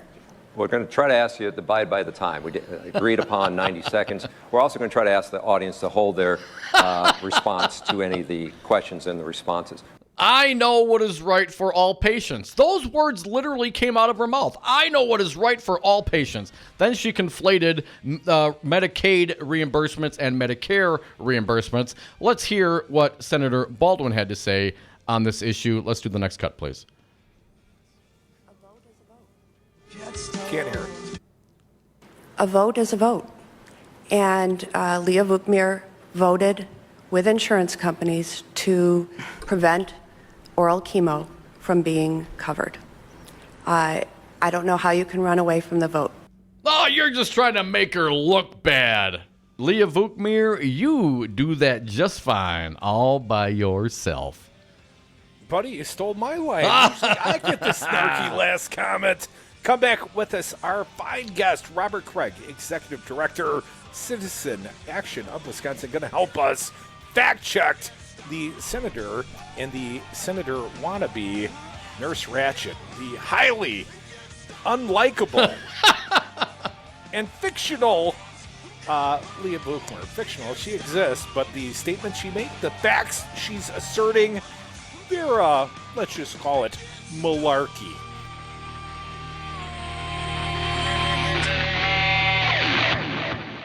That music is for everyone. Talk it out, man. Aren't you ashamed? Ooh, you know, I'm gonna hit the pause button right there. We don't need to imagine the challenges our state faces. We live them every day. This is former State Representative Mandela Barnes. I'm running to be your next Lieutenant Governor. And whether it's more access to affordable health care, or clean water, or better jobs, or wanting the best schools for our kids, there's only one candidate for governor who will get results. Tony Evers. That's what Tony's done as a teacher and as state superintendent of public schools. I've seen Tony's character and his passion to do what's right for kids. I've seen Tony Evers listen to the concerns and problems of people around the state, and I've worked with him to find solutions to those problems. Isn't that what we need? 8 years is enough of Scott Walker and his failed politics of division. We need a governor who cares about all of us. We need a governor who's concerned about the next generation, not just the next election. It's time for a change. That's why Tony for Wisconsin paid for this ad. Here's how you get them. If someone invites you for a cocktail, you bring them beer. If someone invites you to dinner, you bring a casserole. That's how you make friends. That's the Wisconsin way. Hi, this is Demi, pharmacist at Hyatt, locally owned pharmacy in the community of Milwaukee. Simplifying lives, one prescription at a time is our goal. Do free delivery of your medications to your home and at work. All your meds are brought together in one convenient dosage package individualized to your medication needs. We set up a house call with a licensed pharmacist to assist with medication management. We accept all insurance plans. To learn more about Hyatt, visit our website, HAYATRX.com. Do you own a rental property, or would you like to partner with a rental investment team? Call the pros you can trust at CCL Management. Rental expertise second to none, a general contractor on staff to direct repairs and improvements, and real estate brokerage services tailored to the small investor. If you're ready to invest in rental property or just need professionals to manage your real estate portfolio, call us, CCL Management, at 608-833-0009 or visit us on the web at cclmanagement.com. Have a drink at Regano's Roman Coin. This neighborhood corner tavern is as classic as the street it occupies. Family owned and operated since 1966, Regano's Roman Coin is located in a former Pabst Tide House on historic Brady Street, serving an array of craft beers with a focus on Wisconsin breweries. Also, weekly drink specials, trivia on Wednesdays, seasonal sporting events, parties hosted for all occasions, and pet friendly. Open 11 a.m. Tuesday through Friday, 10 a.m. Saturday and Sunday, closed on Monday. Regano's Roman Coin, Milwaukee's pet friendly, cash only order and classic corner tavern. Tune in to Real Resistance Radio. Start your weekday off with the Earl Ingram Show from 6 to 8 a.m. Next, it's The Forum with Sherwin Hughes from 8 to 11. Then from 11 to 2, it's the Tom Hartman Program. At 2 o'clock, it's the Brian Kelly Show. Then from 3 to 6, it's the Devil's Advocates. Mandatory listening. Always streaming at realresistanceradio.com.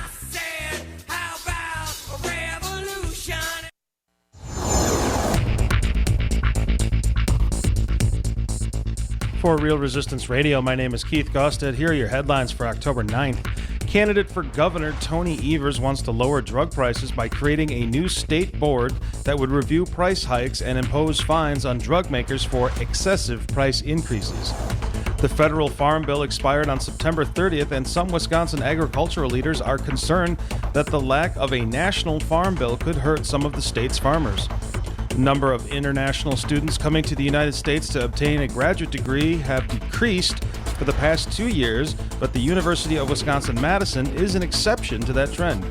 Senator Tammy Baldwin and challenger Leah Vukmir met for their first debate last night, and the Brewers now know who their next opponent will be. Defending nationally champion Los Angeles Dodgers will be coming to Milwaukee for Game 1 of the NLCS on Friday night at 7 o'clock.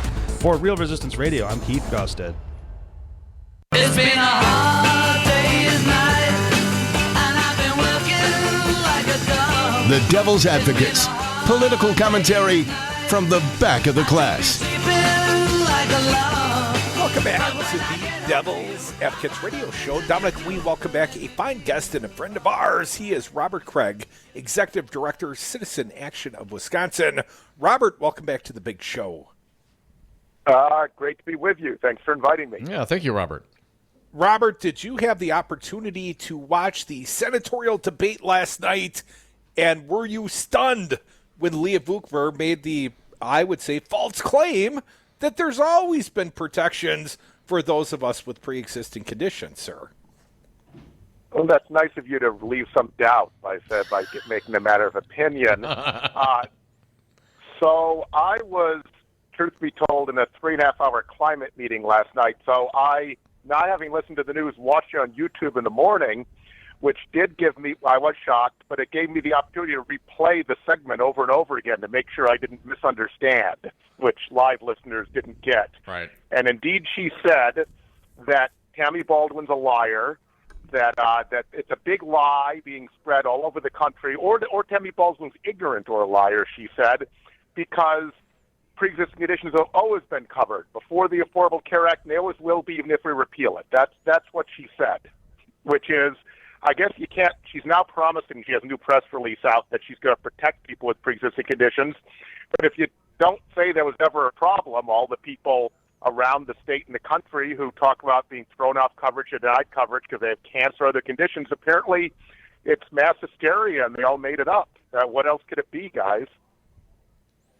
Yeah, I'm not at all clear. style over substance. Now, Dominic noted that Leah Vukmir's style was much like a Chihuahua last night. I thought she was definitely trying to be the attack dog throughout the course of the debate.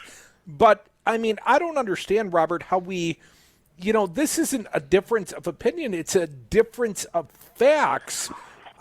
Do you think Leah Vukmir believes what Leah Vukmir says? It's hard to say because she has kind of the glowing eyes of the dogmatist, right? Where she may well believe the things she says, which will make her more persuasive, I assume. But I mean, we are living in the Trump era, the era of alternative facts, right? So apparently she has her own set of facts in regard to health care, and apparently there was never an issue with pre-existing conditions. No, insurance companies weren't ever throwing people with cancer off coverage or denying them coverage to profit. It just didn't happen. So no wonder she's against the Affordable Care Act. None of these problems didn't exist, right? I mean, it's more convenient. It's an easier argument. Well, whether it's Paul Ryan or whether it's Leah Vukmir, this avocation against Medicare for all. Now, Robert, I'm not saying it doesn't sound damn socialist, but what I would say is the American people overwhelmingly want to see us do something like every other industrialized nation and provide affordable health care to all. This is a very popular proposition. And Leah Vukmir and Paul Ryan, we discussed earlier, the Republicans want to tell people, no, you don't really want this, but the people, I've seen pluralities of somewhere approaching 70%, Robert, people absolutely want Medicare for all. Well, I mean, people are, getting sick and tired of giant deductibles and having to literally argue with the insurance company about every claim. Every time you think something's covered, you get a new bill and a new statement of benefits, right? Explanation of benefits, saying, oh, here's another $500, or here's another piece of a surprise medical bill. So, yeah, Medicare for all is very popular. And just like she had to argue somehow that pre-existing conditions don't exist, she felt the need to say it was some sort of big, bad, scary government takeover. And she kept accusing Tammy Baldwin, who was being very Wisconsin and Minnesota nice in this debate, which is probably a good idea, even though for me it's like, answer her, right? Because I'm more of a debate type. But I think Tammy's probably right about how to handle it for the public watching. But finally, Tammy just said, apparently Leah Vukmir, this is like towards the end of the debate, apparently Leah Vukmir thinks that expanding Medicare means getting rid of it or destroying it. And so then Vukmir started yelling at her about reading the bill. I mean, I don't get it. She's saying essentially it takes the Medicare model. By the way, the government takeover of senior health care is something seniors would never give back, right? As Vukmir describes it. So the only way that she can explain this is to try to say that it's something different and scary. It's not Medicare, but it's Medicare for all. So you're right. At the end of the day, this debate focusing on health care and the public seeing Leah Vukmir say all these things is not helpful to her candidacy. I mean, she needs to pivot quickly to other issues. And the fact that this debate opened up on health care and the fact that the panelists actually had a great question, because when they talked about pre-existing conditions, they were actually trying to ask her, I think the anchor was from Fox 6 News, maybe I'm getting it wrong, but it was a news anchor who was one of the questioners, was actually asking her about policies not covering paternity care, not having maternity care, not having essential benefits when you have a child. And Leah Vukmir never answered that question at all. It just pivoted to the bizarre narrative we talked about how pre-existing conditions was never a problem. Well, and the other point that's been driving me nuts here of late, Robert, whether it's Scott Walker, whether it's Rebecca Clayfish, or whether it's Leah Vukmir, to come out here and assure the people of Wisconsin, the people of America, that, they've got our best interest in mind, and they would never expose us to not having protections against those with pre-existing conditions. But if they're successful in their advocacy, whether it's killing Obamacare now, whether it's the Scott Walker lawsuit, there's no protections for pre-existing conditions if they're successful in their advocacy. I mean, talking about a fiction, this is a huge fiction. There's no way Leah Vukmir can accurately represent that. Right, and they're behind a lawsuit in Texas that the premise of the lawsuit is the federal government doesn't have the constitutional power to prevent pre-existing condition discrimination. But she said in the debate, bizarrely, that as a nurse, she'd rather be run over by a truck than let anyone be denied coverage based on pre-existing conditions. She kept saying that you need a nurse in the Senate who knows how to fix these things. But every time it's pointed out, these god-awful votes she's taking health care away from people or letting insurance companies just not cover major things, all we heard was either a non-response or a pivot that she's a nurse and Tammy's a politician. Like Leah Vukmir is not a politician as well, and a far less appealing one than Tammy Baldwin, fortunately for progressives. Folks, you're listening to the Devil's Advocates radio show. That's our pal Robert Kraig. He's the executive director of Citizen Action of Wisconsin. He joins us on the phone.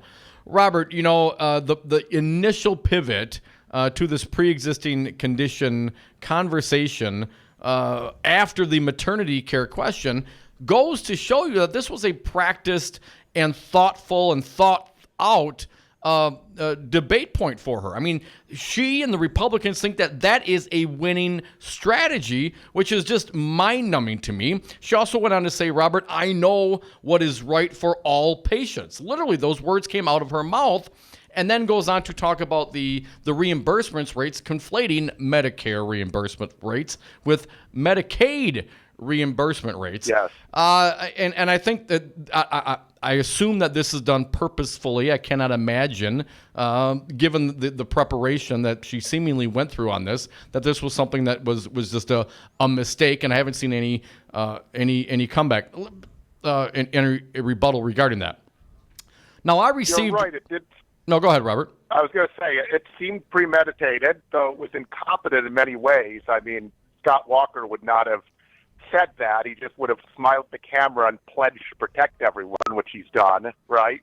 There was also a weird little thing where when she was really pushed on covering maternity care, she said that she wanted to empower consumers, and armies of consumers would make sure that we get the best health care we need. Now, when you're having a child, right, most people don't feel really powerful against the insurance company. So it's really hard to understand how Leah Vukmir leaving you on your own against big national for-profit insurance companies somehow empowers them to do anything other than, to get bad coverage and to have anything that might be expensive carved out of their policy for, an exploitive price. Well, she's making the point. I'm sorry. Go ahead, Robert. Please finish. Yeah, no, I'm just saying it's just a bizarre concept that the consumer has the power in that relationship. Well, but she makes the point. She's these unleash the consumerism. Well, everyone at some point in their life, probably at least twice, you're born and you're going to die. You're involved in the healthcare system. She's making the point. Well, hey, these masses of people, they want to influence how healthcare is distributed in this country. They're doing it through representative government, Leah Vukmir. That's the only time they have power against the insurance industry, right? That's when they would have power. Is when they use your democratic government to set the rules, right? To literally set a standard. And if you don't do that, if you leave each individual consumer on their own, then they're powerless. How do you go? First of all, how do you understand the policy? I can tell you at Citizen Action Wisconsin, we provide good health coverage, but reading the policy every year we renew is hard for me, and I'm allegedly a healthcare expert, right? Let alone someone who, has a health condition is trying to buy insurance. By the way, she's totally wrong. If the Affordable Care Act, as she likes, is repealed or thrown out by Judge Kavanaugh and his friends, then pre-existing condition discrimination and all the elements of it will be legal. Hey, Robert. So I guess Leah Vukmir will be run over by a truck at that point, right? Well, she would rather lay down in front of a truck than let that happen. Yeah, she'd make a fine speed bump, Robert. Let's the one cut you mentioned, the fight, the back and forth over Medicare expansion. I want to play that for the people. If you have a moment, please, Robert, bear with us. Sure. And then I want to get your impression on style points between Vukmir and Baldwin. Brian, if you would play cut 18. You have said you support cuts in Social Security and Medicare in order to fill that gap. I've never said that, Senator Baldwin. I don't know where you're coming from, but just so you know, one of your primary plan, interviews, Baldwin Care gets rid of Medicare. Just so you know, I want people to understand that Baldwin Care gets rid of Medicare. It gets rid of Medicaid. It gets rid of the Affordable Care Act, and we can agree on that. It gets rid of TRICARE, and it gets rid of private insurance. We cannot agree because you are just misinformed. No, you are wrong. You are and I wrong, didn't mean to address Senator you directly. Baldwin. Leah Vukmir, unfortunately, thinks that you didn't read the bill. Expansion of Medicare will get rid of Medicare. The expansion of Medicare is getting rid of Medicare. It's like they had a $15 an hour conversation as well. It's like saying, well, if you raise the minimum wage to $15 an hour, you're getting rid of the minimum wage of $7.25. It's just a ridiculous assertion. But she said it with confidence. She said it with a loud voice, right? So she was on the attack. How do you think that played to the audience who may not have gone back like you and like I did, Robert, and listened to some of these cuts more than once? Well, first of all, it's what the right does really well. They're such true believers that they're clearer, right? They just make these strong assertions of fact, even if they're completely alternative facts or alternative reality. So that's the first part. But healthcare is really bad ground for them. The public does not trust conservatives on healthcare. They just experienced what Trump and Paul Ryan and Mitch McConnell tried to do with one of the biggest bait and switches in American history. And so in that exchange, you have to remember that for most of the public, except the hardcore right-wing base, they're already favoring and tending to believe Tammy over Leah. Then you have Leah being combative, and then you have Tammy, I would say it's a knockout blow when she says to Leah Vukmir somehow expanding Medicare is abolishing Medicare. So I think Tammy wins that debate with an audience, even if you can go as a debater and try to see who made the stronger point. The point is she's more believable. Leah Vukmir, claiming she's a nurse all the time, might work under certain circumstances, but she doesn't really feel like a nurse in this debate at all. I mean, she seems like a right-wing ideologue in this debate. Well, Robert, I realized you didn't watch the debate live. I watched half and listened to the second half, but I got a panicked phone call from a Tammy Baldwin supporter last night after the debate, and it wasn't because they were so keen on Tammy's effort. They felt like, compared to the very seemingly angry Trump-like performance of Leah Vukmir, that Tammy did not answer the passion.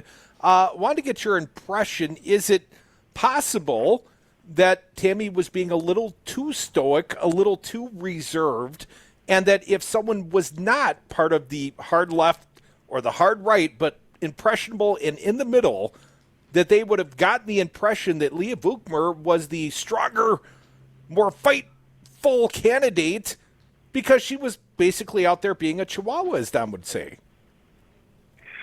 I have had that fear with Tammy Baldwin before. I mean, my own inclination, and I know both of yours, is to be quite aggressive and direct in responding to this sort of stuff. But Tammy's been the most successful progressive politician of our generation, and so I really think her kind of style, she's very professional, she's laid back, she comes across as nice and as relatable. That seems to work, and it's sort of a Minnesota, Wisconsin nice kind of thing. So even though I had that fear watching it, I tend to think that Tammy has proven over the years that her approach to this and it is very effective with the public. And I also tend to think that Leah Vukmir came off as extremely unlikable in this debate. So it was an accurate portrayal of Leah then. I hate to admit it, Robert. I thought that Leah Vukmir overperformed last night. I think that's about as good as it gets for Leah Vukmir. Our good friend Robert Kraig, Executive Director, Citizen Action of Wisconsin, will see some new polling tomorrow. Robert, Marquette University Law School poll drops. We'll have Charles Franklin tomorrow in the happy hour, but we'll see where the current state of that race is. Robert, thank you so much for joining us today. Thank you, and you can ask Charles why he polled during the height of the Kavanaugh controversy. Mike built the poll for Walker, so feel free to ask him that. All right, thank you, Robert. I'll work that in after I ask him why he oversampled Republicans. Come back with us. More Devil's Advocates. Phone lines open for you. Any reaction? You must have watched it or listened to it. But the Vukmir-Baldwin debate last night, how do you think the respective candidates did? Come back with us. 844-967-2789. You know I feel all right.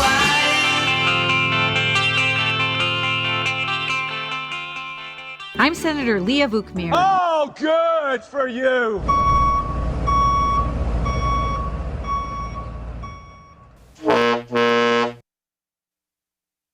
Brad Zog, owner of Zero Res Madison. Brad, why should people use Zero Res Madison? Why wouldn't you clean your carpets like this? We've got a patented system. We also do another step that most people don't do. We have a double rotating brush machine that we use when we pre-treat the carpet. So this helps dig up any of that stuff that's deeper in your carpet that the vacuum doesn't get. We're going to provide that intermediary step before we clean with our empowered water. Call Zero Res today, 608-848-9000. Zero Res. Spell it forward or backward. It's the right way to clean. Here in the Badger State, we have our own expressions. When we're looking to go on vacation, we state, well, let's go up north. Hello, this is Tom Bennett, president of Teamsters Local 200. Here in the Badger State, we also have another expression, union yes. The strength of the labor movement depends on elected officials here in Wisconsin and Washington, D.C. that support the values of working families that raise the standards for all. Give us a call at Teamsters Local 200 at 414-771-6363 or visit our website at www.teamsterslocal200.com or on Facebook at Teamsters Local 200. Be engaged. I'm Andy Buck, field representative with Painters and Allied Trades of Wisconsin. It's an issue that brings constant challenges for building contractors. How to find qualified painters, glazers, and drywall finishers. IUPAT knows what you want. A professional job performed by skilled workers who care about safety, training, and finishing strong. Workers who are reliable and ready on demand. Let IUPAT provide the people power that you need. You'll feel confident the job is finished right. Connect at IUPATDC7.com and finish strong. The Devil's Advocates. James Santel, he's a former U.S. attorney. He's our guest live on Brady. Once again, a pleasure to be with you, gentlemen, to talk about the latest news breaking as we speak. The FBI raided Michael Cohen, Trump's personal attorney, but once they got there, then they went back and got a more thorough warrant and said, we'll take everything. My first reaction is you need to teach criminal constitutional law. You've got it just right in terms of the process. They are kind of a big deal. This is a really big deal.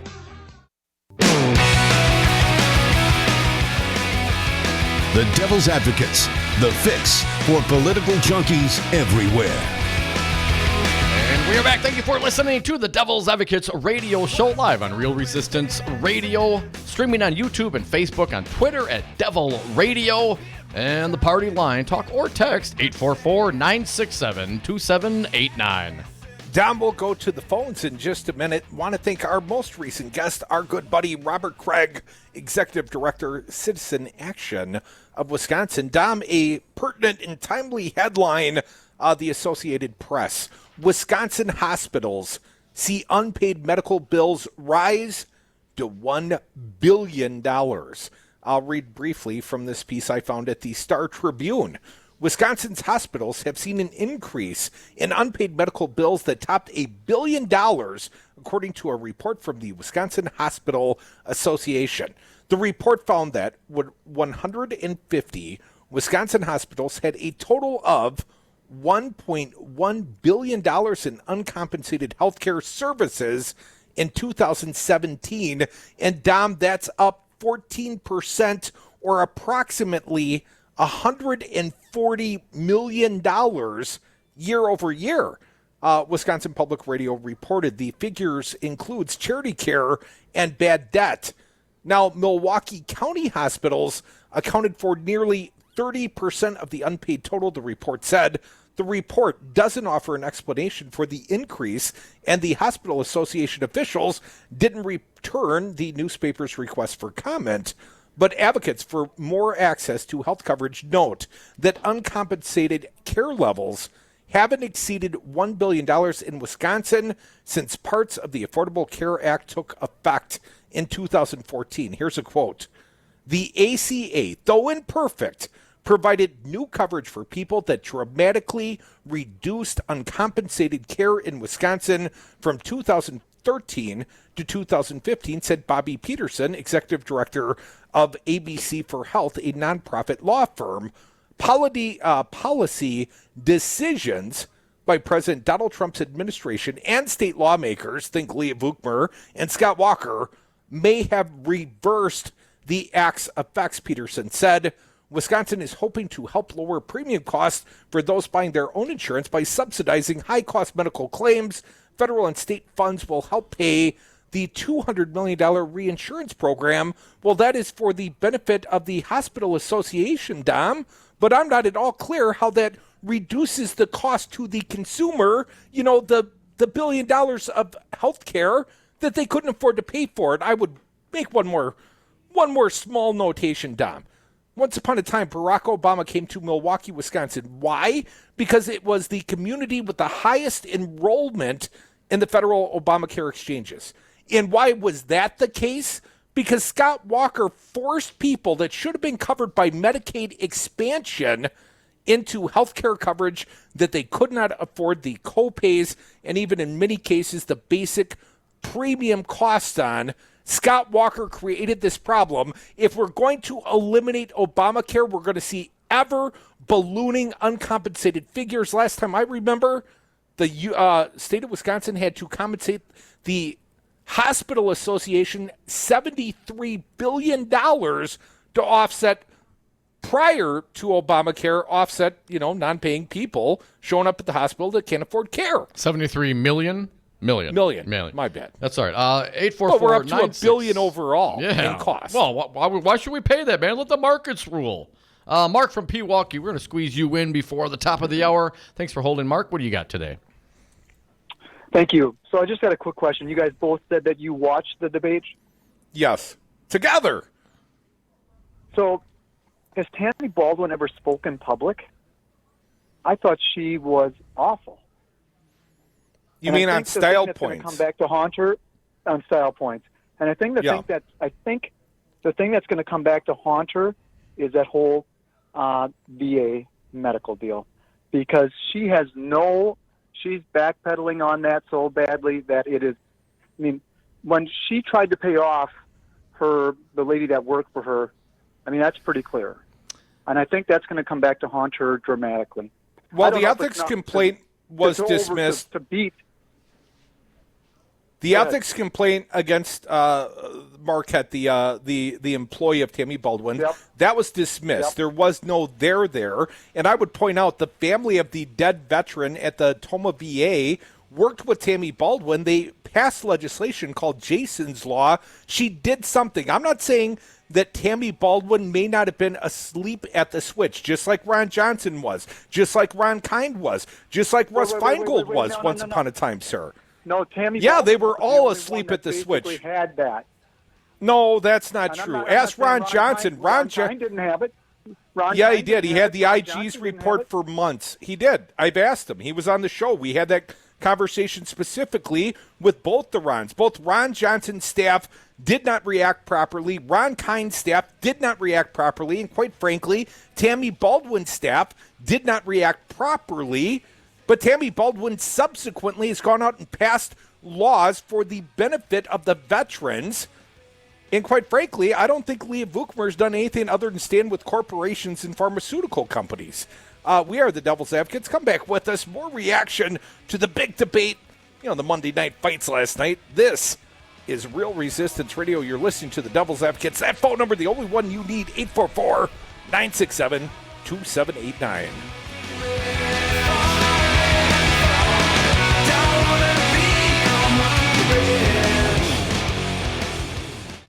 I'm Senator Leah Vukmir. Stop talking. Listen to the words of the Reverend Willie Briscoe. Scripture tells us in Luke 17:3-4, if your brother or sister sins against you, rebuke them, and if they repent, forgive them.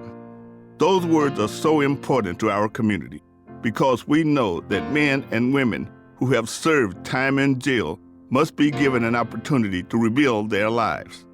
That's why we should be thankful that our Senator, Tammy Baldwin, had sponsored the Ban the Box bill, so when someone seeks a job, they do not have to check a box that says they've been in jail on their initial job application, so they can be judged on their character.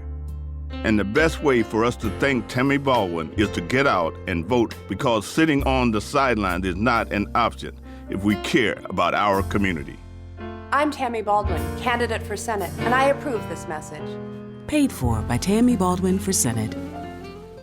You are listening to Real Resistance Radio, WRRD 1510 AM Waukesha and WTTN 1580 AM Columbus. Always streaming at realresistanceradio.com. Hurricane Michael, Haley resigns. I'm Ann Cates. Hurricane Michael is now a Category 3 storm as it takes aim at the northeastern Gulf Coast. Meteorologist Allison Chinchar. Most of the models are in very good agreement. This is where it's going to go. Not only making landfall over portions of the Florida Panhandle, but then from there going up towards Georgia and into the Carolinas pretty quickly. And that's good. That will help limit a lot of rainfall that will end up being produced, but it doesn't help in terms of some of the other aspects. Hurricane Michael is packing 120-mile-an-hour winds. First daughter Ivanka Trump says her father will come up with a formidable replacement for U.S. Ambassador to the United Nations, Nikki Haley, after she announced her resignation. And Ivanka Trump says that candidate will not be her. Reaction, meanwhile, from another top Trump administration official. Nikki Haley may have lost some clout with the arrival of Mike Pompeo as Secretary of State, much more hands-on than Rex Tillerson. At the White House, Pompeo on Haley. She's been a great partner of mine for the now 5 months that she and I have been working together, and I want to wish her very well in whatever comes next for her. Haley's resignation letter is dated October 3rd in the midst of the Brett Kavanaugh fight. Now revealed, she thanks President Trump for giving her the ambassadorship, adding, "As a businessman, I expect you will appreciate my sense that returning from government to the private sector is not a step down, but a step up." Bob Costantini, The White House. Brett Kavanaugh has spent his first day on the job at the Supreme Court. Correspondent Ariane DeVogue says the docket of cases is busy. There's one on the Affordable Care Act. The Trump administration has said that it is not going to defend key provisions of that. And then there's the whole case around the administration and how it wants to phase out DACA. That might come here. And then there's LGBT issues having to do with transgender rights. On Wall Street, the Dow Jones Industrial Average fell 56 points, the S&P 500 down 4, the Nasdaq up 2. I'm Ann Cates.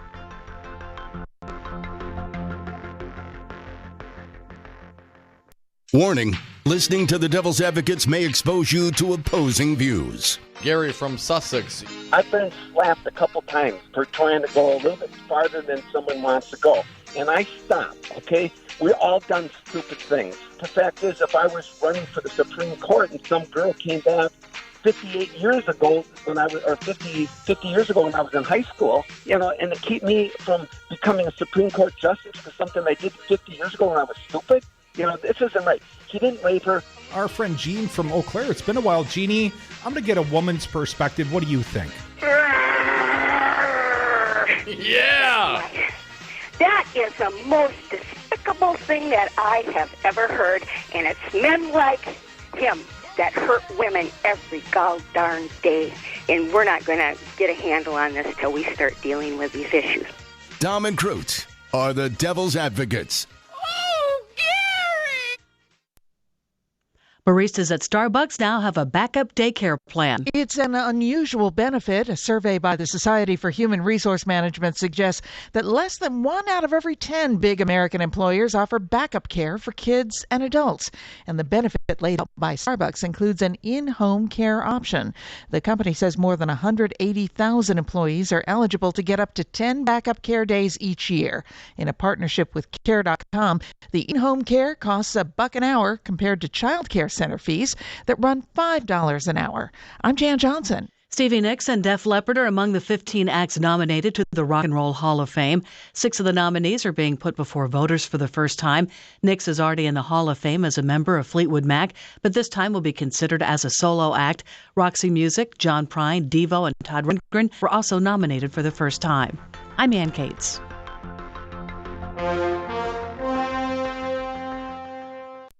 Join the resistance against dirty carpets. Call Zero Res Madison today for our summer special. Clean and sanitize 3 rooms for only $139. Call 608-848-9000 or schedule online at ZeroResMadison.com. Zero Res, spell it forward or backward, it's the right way to clean. In the wake of a disaster, what one thing can you send that will help people the most? A blanket, a tent, a sandbag, a doctor. Actually, if you send a monetary donation, you send all these things. Even a small donation can make a big impact and can quickly become exactly what people affected by disaster need most. In the wake of a hurricane, your monetary donation can make a huge difference to those in need. To donate, visit supporthurricanerelief.org. That's supporthurricanerelief.org. Brought to you by the Ad Council. 5 Nines, your local single-source IT solutions provider. specializing in cloud technology, consulting, servers, networks, and hosting. We manage your IT so you can focus on running your business. Enjoy technology. Enjoy59s.com.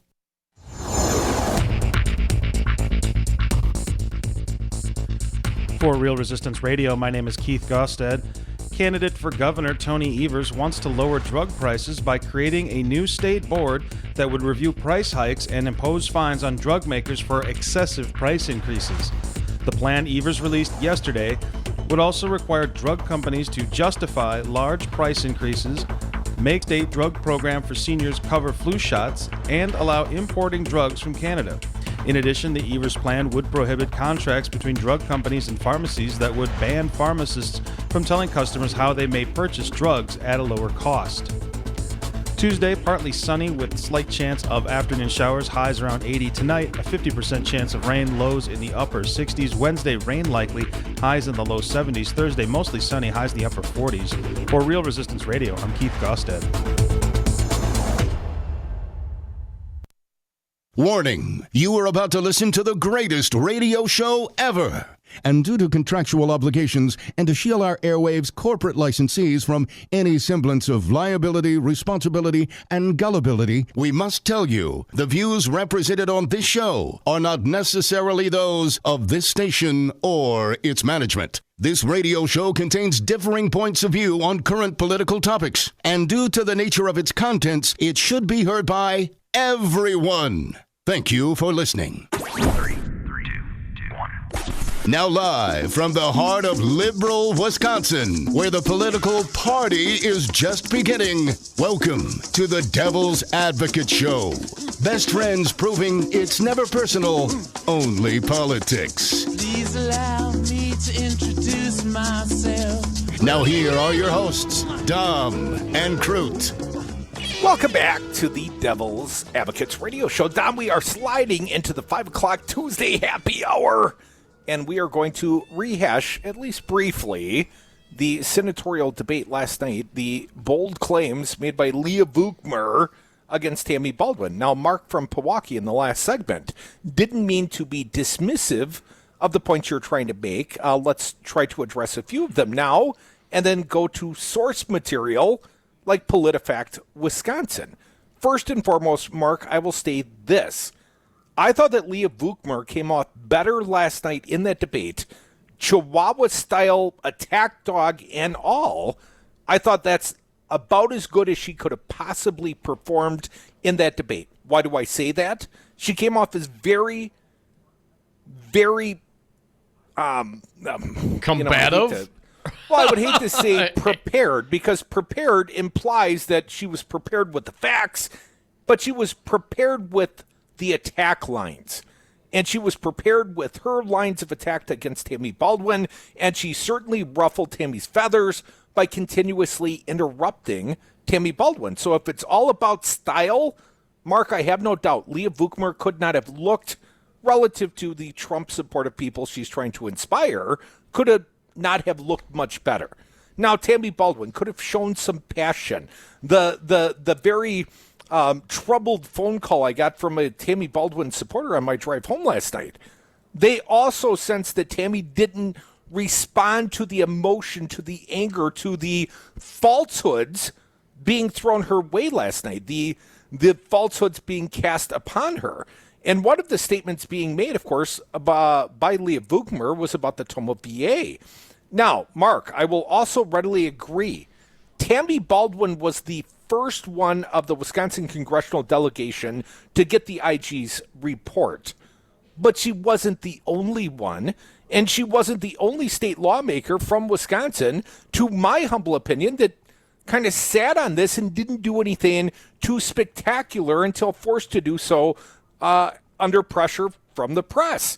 But that also includes Ron Johnson, and that also includes Ron Kind, and that also includes, once upon a time, Russ Feingold. Now let me jump into Tom Kircher at the PolitiFact Wisconsin. Here's the statement that Leah Vukmir made in an interview back in September. This is the statement she was rated on, but very similar to the assertion she made last night. Vukmir says Tammy Baldwin was the only member of the Wisconsin congressional delegation to have a report outlining that a doctor was overprescribing opioids at the Toma VA. Later, a veteran died, and Baldwin covered it up. That is the specific statement being rated by PolitiFact. On the campaign trail, in radio talk show interviews, Lee Vukmir has attacked U.S. Senator Tammy Baldwin for months over a scandal at the Department of Veterans Affairs Medical Center in Toma, where veterans were overprescribed opioid painkillers. But as of November 6, 2018, election draws nearer, the Republican challenger's attacks on the Democratic incumbent are reaching a crescendo. Vukmir hammered Baldwin again over the Toma VA scandal on TV's public affairs programs that aired September 23rd in Green Bay and in Madison. There were something of a prelude to the TV attack ad on the scandal that Vukmir aired 3 days later. So let's take a look at one of the attacks. Vukmir was asked on Capital City Sunday on WKW in Madison how she would have handled the Toma VA matter differently. She responded by claiming that Baldwin was the only member of the Wisconsin congressional delegation, and here's the quote, to have a report outlining that a doctor was overprescribing opioids at the Toma VA. Later, a veteran died and Baldwin covered it up. Let's break down the three-part attack, starting with a quick review about what we know about Toma. Now, the scandal. Problems at the Toma VA were first made news in January of 2015 when the California-based Center for Investigative Reporting exposed the overprescription of opioid drugs by the facility. Doctors were handing out so many narcotic painkillers that some veterans had taken to calling the place Candyland. The attacks on Baldwin began in early 2017 with a super PAC largely funded by Republican Richard Uihlein, co-founder of Uihlein, a Wisconsin shipping and packaging supplies distributor. You know, the sugar daddy. The group claimed in a radio ad that Baldwin was told by a whistleblower about over-medicated veterans she made deadly mistakes and 3 veterans died. We rated that false based on how and when the deaths occurred and the deadly mistakes part of the claim. Now to Vukmir's claim, which doesn't go so far as to blame Baldwin for a death. Baldwin, the only one to have a report. The first part of Vukmir's claim is that among the Wisconsin members of the U.S. House and Senate, only Baldwin received a report outlining that a doctor was overprescribing opioids at the Toma VA. The report was done by the Department of Veterans Affairs Office of the IG Inspector General. Following a 2.5-year investigation of Toma, Baldwin's office received it August 29th of 2014. Baldwin did not make the report public, though she shared it with a constituent who had complained to her that about what was happening at Toma. The report was not given to any other member of Congress at that time. No, eventually it was, just for the record. So Baldwin had been informed about the problems at the Toma VA before they were exposed publicly.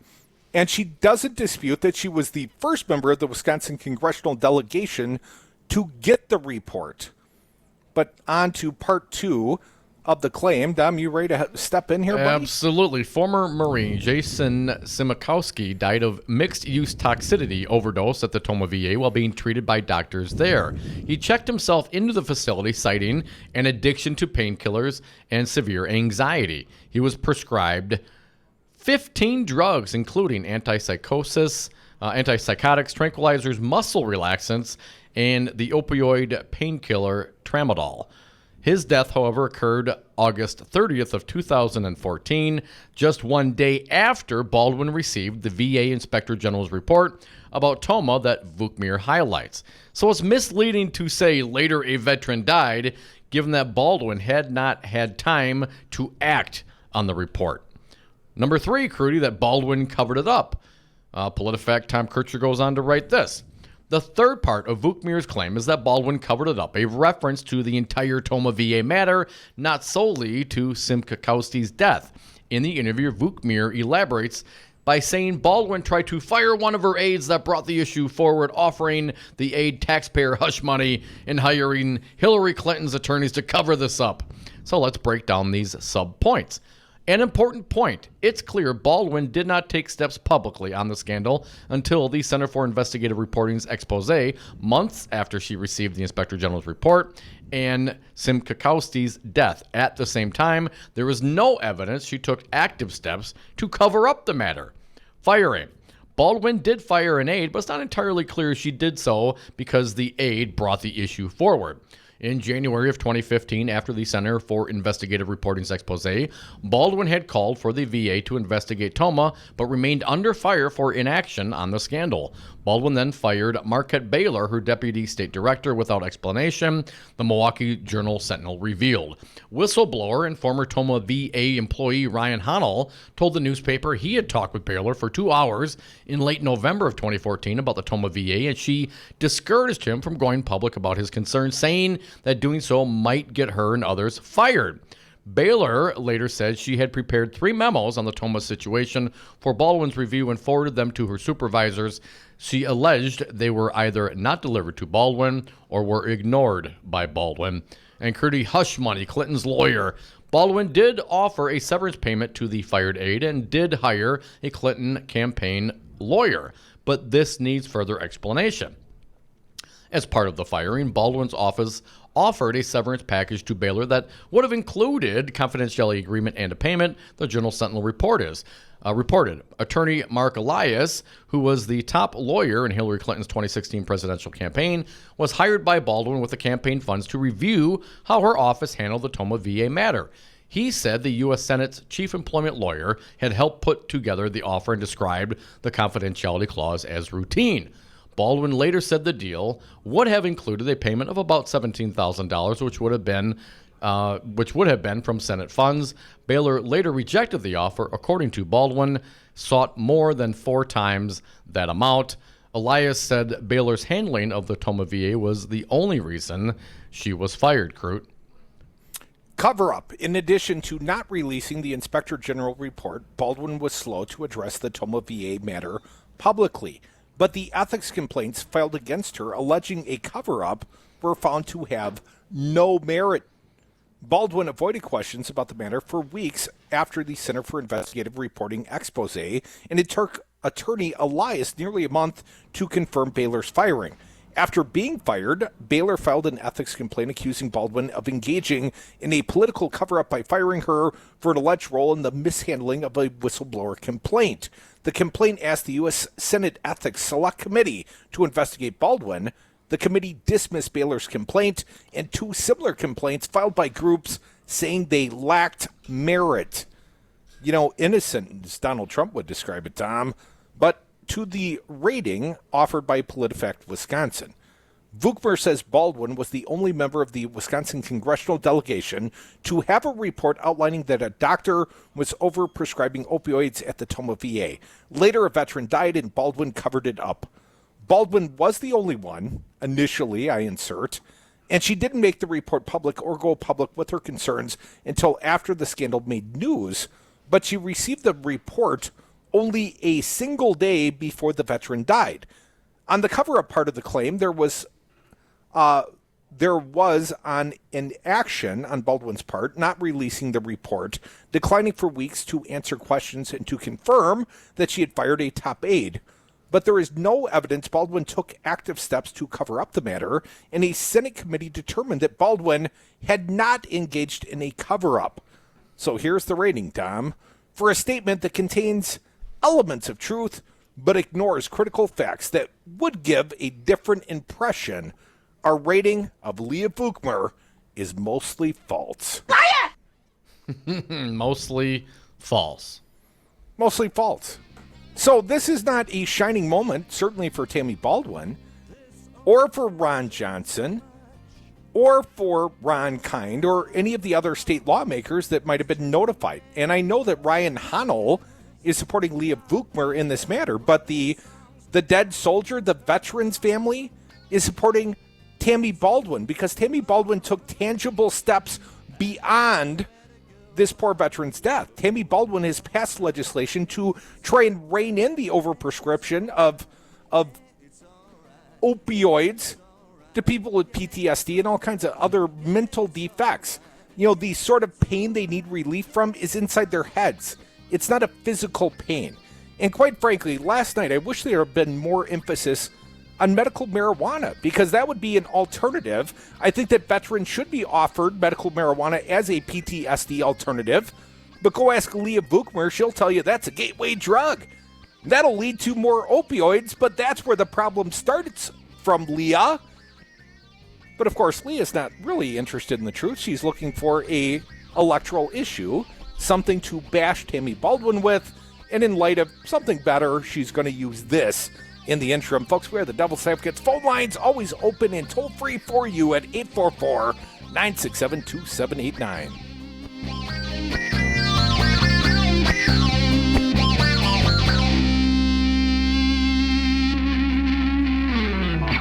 I'm Senator Leah Vukmir. I wish you weren't a liar. Hey everyone, it's your nominee for Lieutenant Governor, Mandela Barnes. I know I don't need to tell you what's at stake with this election, but I want to talk to you about my friend and running mate, Tony Evers. Now, I've gotten to know Tony over the last couple months as we've crisscrossed the state. I've seen his resolve and his dedication to solving the problems Wisconsin faces, especially when it comes to access to quality, affordable health care, protecting our environment, and making sure that every kid in Wisconsin has a great public school, regardless of their zip code. But Tony and I can't win this election alone. We need your help to talk to those that might still be on the fence.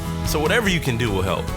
Knock on doors, talk to your neighbors, talk to your family. When we're fighting to take back the state from Scott Walker and the special interests, every little bit helps. You can make the difference in this election. So visit TonyEvers.com and sign up to help. It's time for a change. And that's why Tony for Wisconsin paid for this ad. Do you own a rental property, or would you like to partner with a rental investment team? Call the pros you can trust at CCL Management. Rental expertise second to none, a general contractor on staff to direct repairs and improvements, and real estate brokerage services tailored to the small investor. If you're ready to invest in rental property or just need professionals to manage your real estate portfolio, call us, CCL Management, at 608-833-0009 or visit us on the web at cclmanagement.com. Have a drink at Regano's Roman Coin. This neighborhood corner tavern is as classic as the street it occupies. Family owned and operated since 1966, Regano's Roman Coin is located in a former Pabst Tide House on historic Brady Street, serving an array of craft beers with a focus on Wisconsin breweries. Also, weekly drink specials, trivia on Wednesdays, seasonal sporting events, parties hosted for all occasions, and pet friendly. Open 11 a.m. Tuesday through Friday, 10 a.m. Saturday and Sunday, closed on Monday. Regano's Roman Coin, Milwaukee's pet friendly, cash only order and classic corner tavern.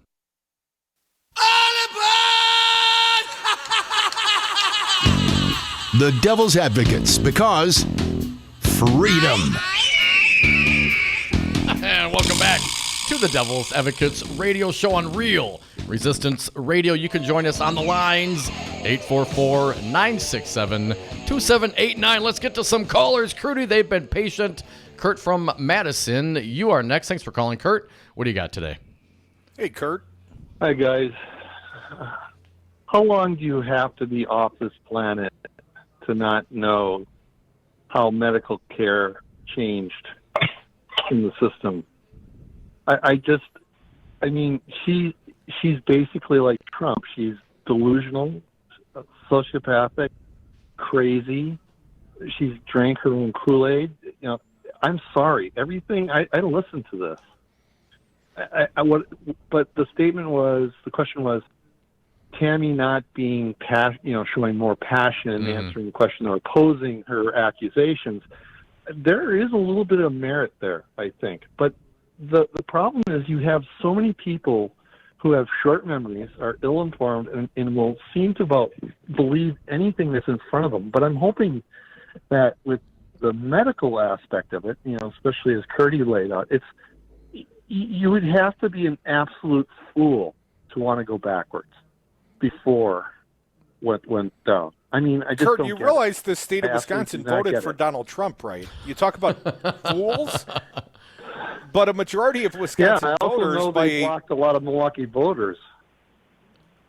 I'm just saying, Kurt, if this is truly a measure of intelligence, unfortunately, we turned the wrong color, in my opinion, in the last elective cycle. Hey, Kurt, I understand what you're saying, and I don't necessarily disagree.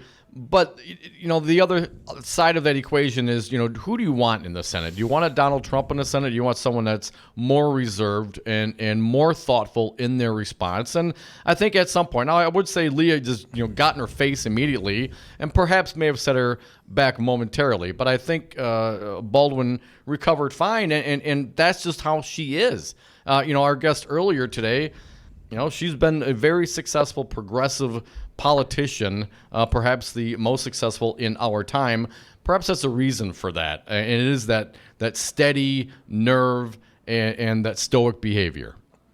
Kurt, I'm not saying that Tammy should have done. Kurt, I'm not saying that Tammy should have done a Brett Kavanaugh, but when you accuse a Republican, how do they react? And contrast that to the passionate-less responses. I mean, basically, you got Leah Vukmir lying about her to her face, calling it Baldwin care. I mean, calling her ignorant, calling her a liar. At some point, your emotions, your anger has to rise up just a little bit. You have to state passionately, you're lying, you're full of malarkey, and then if you have to, you charge the mound. Well, I agree, but here's where I think the Democrats seem to always fall on their face. I mean, Don, I agree, even keel, but our messaging still kind of falls short. Now, I'll cite an example. She should have looked at her and said, well, that's just an utter complete lie. And I challenge you to prove anything that you just said. Matter of fact, why don't you post it on your website? Post the links and the evidence indicating exactly what you're accusing me of, and put the onus back on her. And at the same time, Tammy should have a very succinct page for people to digest information. This is a big complaint of mine. We've got to start stating very digestible facts in easy, understandable chunks, not overgorge the page where your eyes you get overwhelmed by the content. There are ways to doing it. I just don't think we're doing it very well. I agree with you, Kurt, and unfortunately, these are nuanced issues. But really, we need bumper sticker sort of answers. We need this sort of boiled down for the lowest common denominator answers that the Democrats so often fail to do effectively. I mean, Republicans, well, they can lie in short order. It doesn't take much to put a lie out there. But to respond to that lie properly, to offer context or nuance, well, that takes a messaging platform. Some would say the greatest radio show ever, and you're listening to it, and you can be a part of it if you contribute on the phones via text or call at 844-967-2789. Dom, you look like you had something to say, my little buddy. No, I don't disagree. There should be perhaps, smaller chunks to absorb the response. But, my initial impression was Leah came out swinging. But upon reflection and being able, as I was cutting up some of the sound and really getting into the words and the meanings of what she is saying, she was just talking trash, and in some ways she was just talking in circles. So if you get past the yelling, you understand that she really wasn't saying much, and many of the things that Leah Vukmir was saying were woefully inarticulate and inaccurate. I just call her ignorant. Come back with us. More Devil's Advocates. Phone lines open, 844-967-2789. I'm Senator Leah Vukmir. I'm voting for Donald Trump. The level of stupidity is incredible. Join the resistance against dirty carpets. Call Zero Res Madison today for our summer special. Clean and sanitize 3 rooms for only $139. Call 608-848-9000 or schedule online at ZeroResMadison.com. Zero Res, spell it forward or backward, it's the right way to clean. Donna from Louisiana. The storm just hit, and we went from donating to the food bank to needing it. Hunger is a story we can end. End it at feedingamerica.org. Brought to you by Feeding America and the Ad Council. The Forum, hosted by Sherwin Hughes, exclusively on Real Resistance Radio. Call in live at 844-967-2789 and give your thoughts, feelings, and opinions on local and national topics. Monday through Friday from 8 a.m. until 11 a.m. It will not be what you expect to hear, but we will definitely give you what you need to know. That's The Forum, hosted by Sherwin Hughes on Real Resistance Radio. Always streaming live on realresistanceradio.com. Hey, everybody. If Scott Walker were made of cheese, would you eat him? I don't know, and I don't want to find out. That's why I listen to Real Resistance Radio. Our public school system is under attack. Make sure you know what's going on. Join us for Educators Amplified Part 5 this Saturday, October 13th, 12 noon till 3 at Mr. J's Lounge in Milwaukee. An open town hall meeting to discuss the state of our public education. Hear from the people in our schools and our classrooms and the experts, and they want to hear from you. What's being done to reclaim our public schools? All of this and more will be discussed this Saturday at Educators Amplified Part 5. Or listen right here on Real Resistance Radio, 1510 a.m. Waukesha, Milwaukee, and 1580 a.m. Columbus, Madison. Educators Amplified Part 5. From the Earl Ingram Show, Tim Slecker's Busted Pencil Radio Show, Milwaukee Teachers Education Association, WEAC Region 7, Schools and Communities United, Citizen Action, AFT Local 212, and Real Resistance Radio. Educators Amplified Part 5, broadcasting live from Mr. J's Lounge, 4610 Fond du Lac Avenue in Milwaukee, from noon to 3 this Saturday, October 13th. Doors open at 11:30. Hi, Resistance Radio listeners. This is Kim Schrader, the president of the Milwaukee Teachers Education Association. We are the 4,600 educators who make Milwaukee's public education system possible. MTA members are the guardians of public education because every single day we are fighting to strengthen and protect public schools our students deserve. MTA educators are leading the fight in Milwaukee public schools for smaller class sizes, more recess, physical education, art, and music opportunities for every child in MPS. MTA educators are the champions for healthier school meals, positive discipline practices, equitable schools, and schools that partner with parents. MTA members are the guardians of public education, and we are proud to teach all children, regardless of their zip code. To learn more, follow us on Facebook at the Milwaukee Teachers Education Association.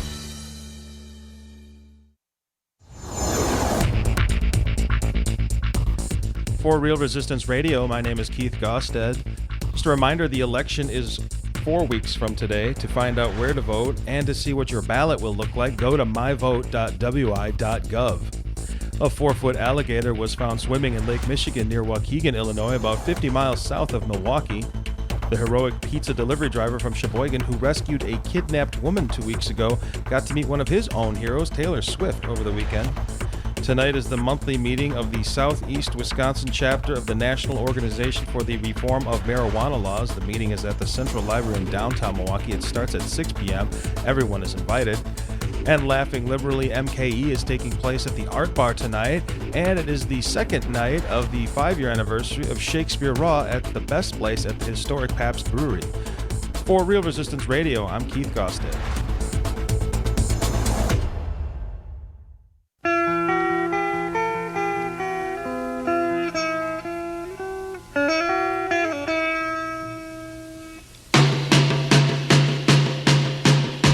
The Devil's Advocates. We drink when we toast when we drink. Welcome back to the Devil's Advocates radio show. Dominic, the happy hour continues. And tomorrow, a less than happy state of Wisconsin. You know who's going to be in Wisconsin tomorrow? Oh, is Pence coming to town? Trump. Pence! Pence will be fundraising on behalf of Scott Walker in Green Bay and Eau Claire tomorrow. Make a note of it and avoid those areas unless you're going to protest. 844-967-2789. Let's Trump. Pence. Thank you, Senator Fitzgerald. Pete from Milwaukee, you are up. Happy hour, Pete. What do you got? Yes. Well, if you allow the pre-existing conditions not to be included, that's going to force up the cost of health insurance unbelievably, and it's going to be on the consumer. So Well, only for the 2.4 million Wisconsinites that have a pre-existing condition. If you got yours and you don't have one, then it could be a little cheaper for you, sir. I don't know anyone who doesn't have pre-existing conditions. Come on. It's a joke. I mean, but I'll tell you, I used to be a semi-driver, and you know what? If she lays in front of my truck, I think I could get her with all 18 legs. Would you back it up and take a second crack at it, Suge Knight style? Well, it's hard to back up doubles, but I think I could get her on her first run. Jeez. Rhetorically Yes, speaking, of course. Hey, Yes, Pete, thanks. I'm just kidding. I wouldn't do that to anybody. But I know, but I know, Pete, and of course we would not run over Leah Vukmir or anybody in a car. It's a terrible thing. No, absolutely not. But when she says, "What about in the truck, though?" What about in the truck? If she says, "I would lay down in front of a truck," to make sure people's pre-existing conditions were taken care of? I mean, what a joke! I didn't hear Leah Vukmir proposing any sort of pre-existing condition legislation before the Affordable Care Act, or even since then. The Republicans haven't offered anything, Pete. So she's going they've to offered platitudes and guarantees that I'll lay in front of a truck. False assurances. That's all you need. No, I tell you something. If you do lay in front of a truck, you're going to have some pre-existing conditions. Ain't that the truth? Thanks for the call, Pete. Appreciate it. 844-967-2789. Got some more callers. Let's get to them. Annie from Watertown. You're up. Hey, Annie. What do you got for us? Hey, Annie. I don't know. Taylor Swift alligators in Wisconsin. Pence and Fitzgerald. Leah Vukmir. Who needs to go to see Eddie Kruger movies? This is getting... I hear there's a new Halloween coming out soon. Oh, I can't wait. We don't need to watch that. We just need to pay attention to our politics. It's a nightmare. I hear Michael's coming to Wisconsin tomorrow. I'm scared, Daddy. Too scared to even wet my pants. Now, I just hear all this Leah Vukmir throwing her credibility around as being a nurse, whatever. Wasn't she, when they had some kind of abortion subject hearing, she brought in some lunatic quack guy off the internet to testify, didn't she? I mean, what does that have to do with science? I don't recall specifically, that? Annie. No, I don't. But obviously, as she said in her debate last night, she's 100% pro-choice. That's no pro-life. I'm sorry, my bad, Annie. It's getting late. 100% pro-life, and I guess I wonder then: is that in all circumstances, Leah Vukmir? I mean, you're a nurse. Does that mean you would sacrifice the health and life of the tax-paying mother over the unborn fetus? Well, I think she sort of goes along the lines of somebody. You wonder why Scott Fitzgerald gets elected. Someone around here questioning his devotion to Fitzgerald, and he told me that he goes to a doctor that doesn't use science. So that's how he gets elected, huh? I guess so. Thanks for the call, Annie. Put a couple of leeches on it and call me in the morning. Let's keep going on the phones. Jake from Milwaukee, you're next. Hey, Jake, welcome to the show. What do you got today? Yeah, I watched about 15 minutes of it yesterday because I already have my mind made up, and to be honest, the Vukmir's screeching, ratty voice is just really annoying. And she kind of comes out as being like, I'm Miss Know-It-All, I know everything, because God told me to. No, how about the quote? This is what she said. I know what is right for all patients. That's a quote. I know what is right for all patients. Yeah, she comes off as a know-it-all. She's telling everybody that she knows best for everybody. And as we know, that's big government. So she better watch herself. But the other thing I want to say is when I was driving home on West 94, I saw lots of trucks. I didn't see Leah in front of any of them, so I think she's lying. Yeah. She's not laying down in anything. And the other thing is I actually liked Tammy Baldwin's demeanor because she came out as calm and leveled and not screechy and whatever.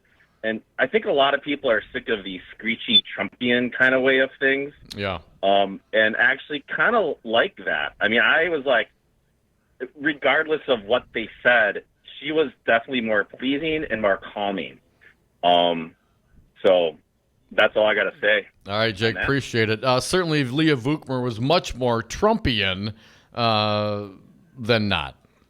I was more concerned not about those that find themselves in their lefty or righty silos. Those minds were already made up before the contestants took the stage last night.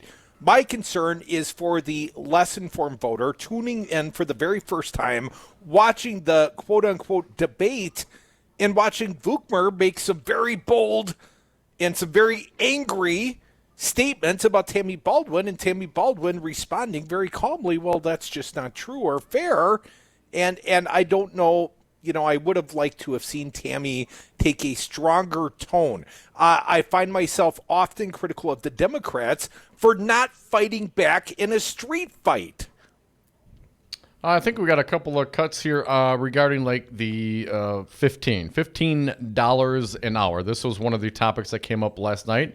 And I think it goes a contrast. I think it's cut number 16, Vukmir on $15 an hour, specifically I think about Amazon and who should push these agendas. Again, let's listen to the contrast between Leah Vukmir and Senator Tammy Baldwin. Cut 16, please. I'm excited. I'm really excited about the fact that Amazon is doing this, and they're doing it on their own. Vukmir. They're not doing it because it is a government mandate. It is, or because government is setting the wage. That's the wrong way to go about it. It is happening because of economic forces, and it's the economic forces that are taking place across this great country, and they're happening here in Wisconsin. The way we have turned our economy around in the state of Wisconsin, we had a 9.3% unemployment rate, and now we have a 2.8%, a $3.6 billion budget deficit 8 years ago, and now we have a surplus that we're giving back. What has happened at the federal level with the tax cuts that Tammy Baldwin couldn't support, the tax cuts for the people of this great state, $1,500 to $2,000 extra dollars in their pockets. This has spurred the economy, along with the regulatory reforms that the president and we here have done in Wisconsin. That's what allows an Amazon to say $15 an hour instead of government saying it. Senator Baldwin, you want government to create jobs. Government doesn't create jobs. Government creates the environment for the job creators to come in and do what Amazon's doing right now. And Foxconn.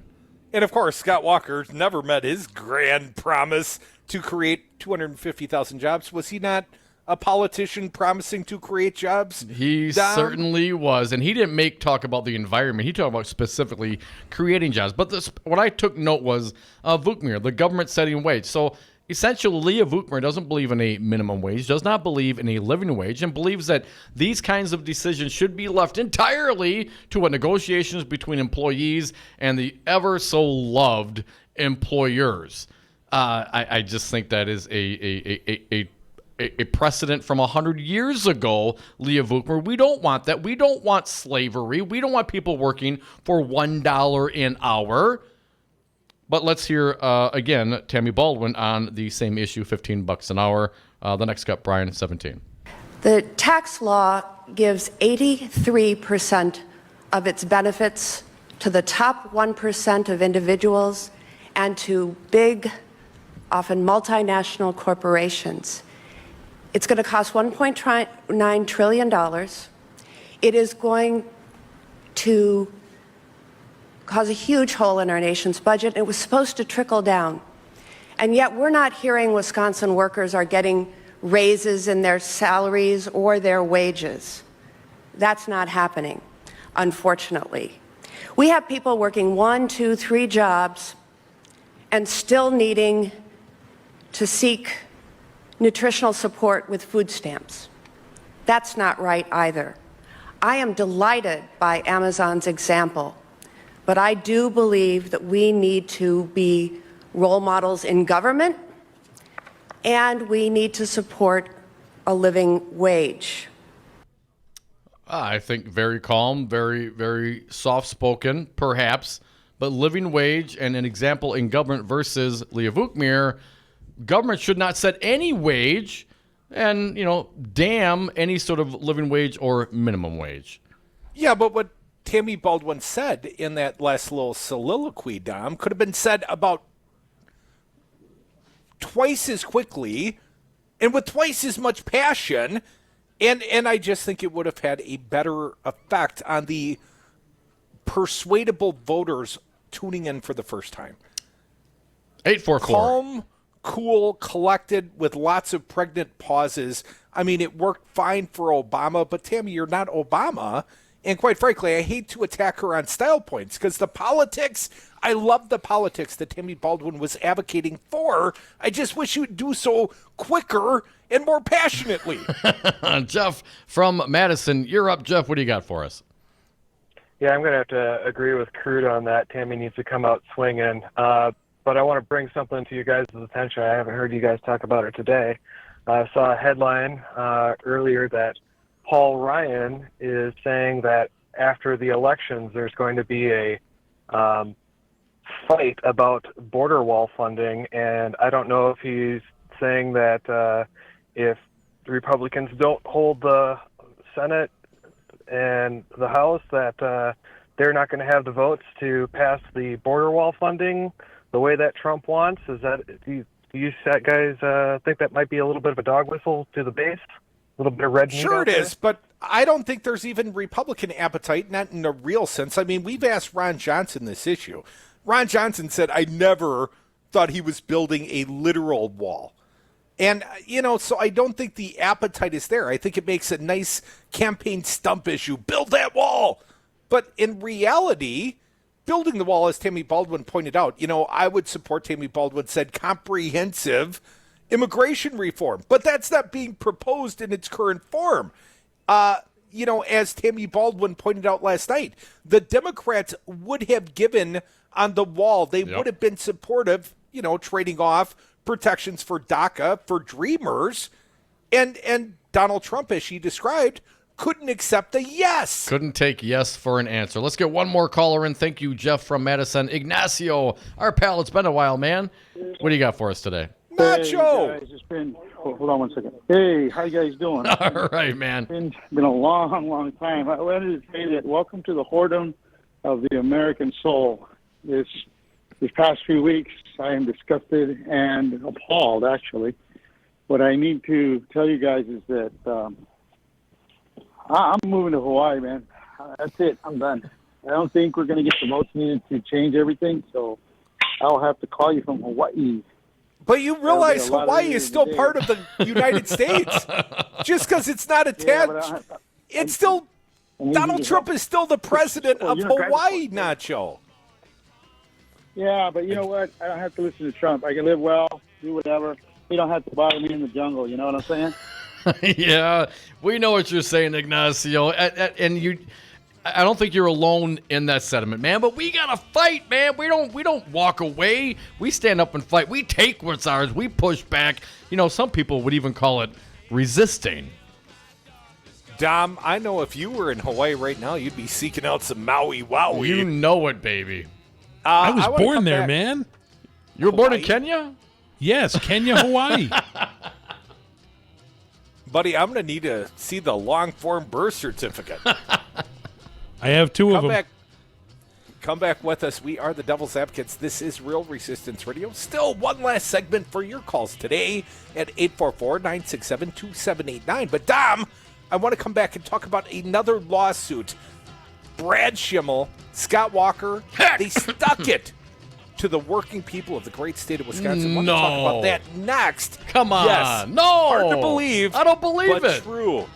PolitiFact says absolutely frickin' true. Come back with us.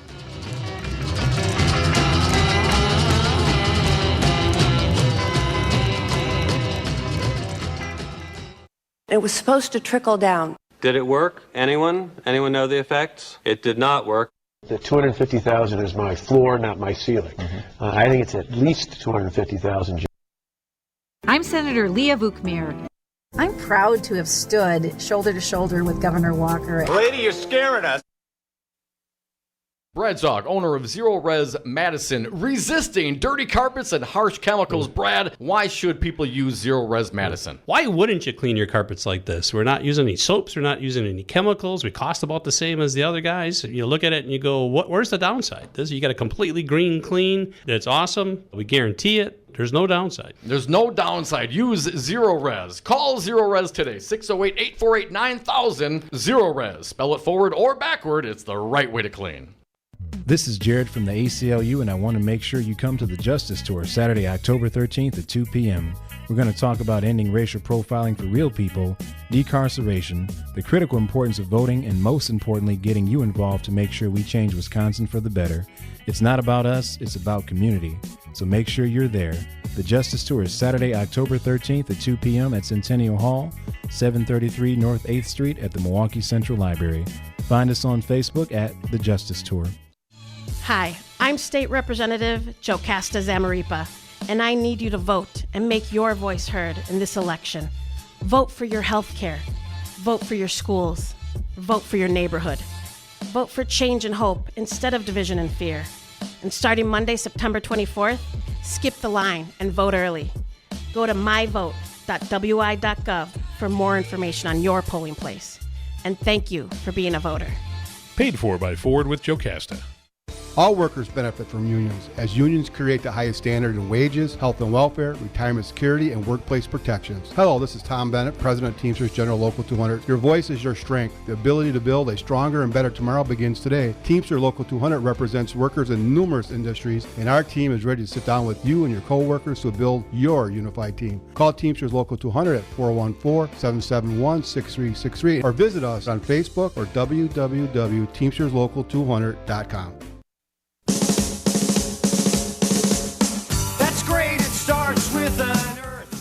The Devil's Advocates, tackling the issues you're not allowed to talk about at the dinner table. And we are back. Thank you for listening to the Devil's Advocates radio show. Last segment of the day. So if you got something to say, we'll try to squeeze you in at 844-967-2789. Dominic, our good friend Bruce Murphy, journalist at the online daily urbanmilwaukee.com. The headline, Schimmel suit cost workers $23 million. I would say Scott Walker signed off on that suit as well. It was back in May 2016 that the U.S. Department of Labor issued an order updating the federal rule when overtime must be paid. The rule change, as U.S. Secretary of Labor Tom Perez, now the DNC chair, explained to the media, was once applied to 62% of full-time salaried workers in 1975 and now covered just 7% of those workers. The rule originally exempted managers and workers earning more than a certain salary, but inflation in salaries has gradually made most workers ineligible for overtime protection.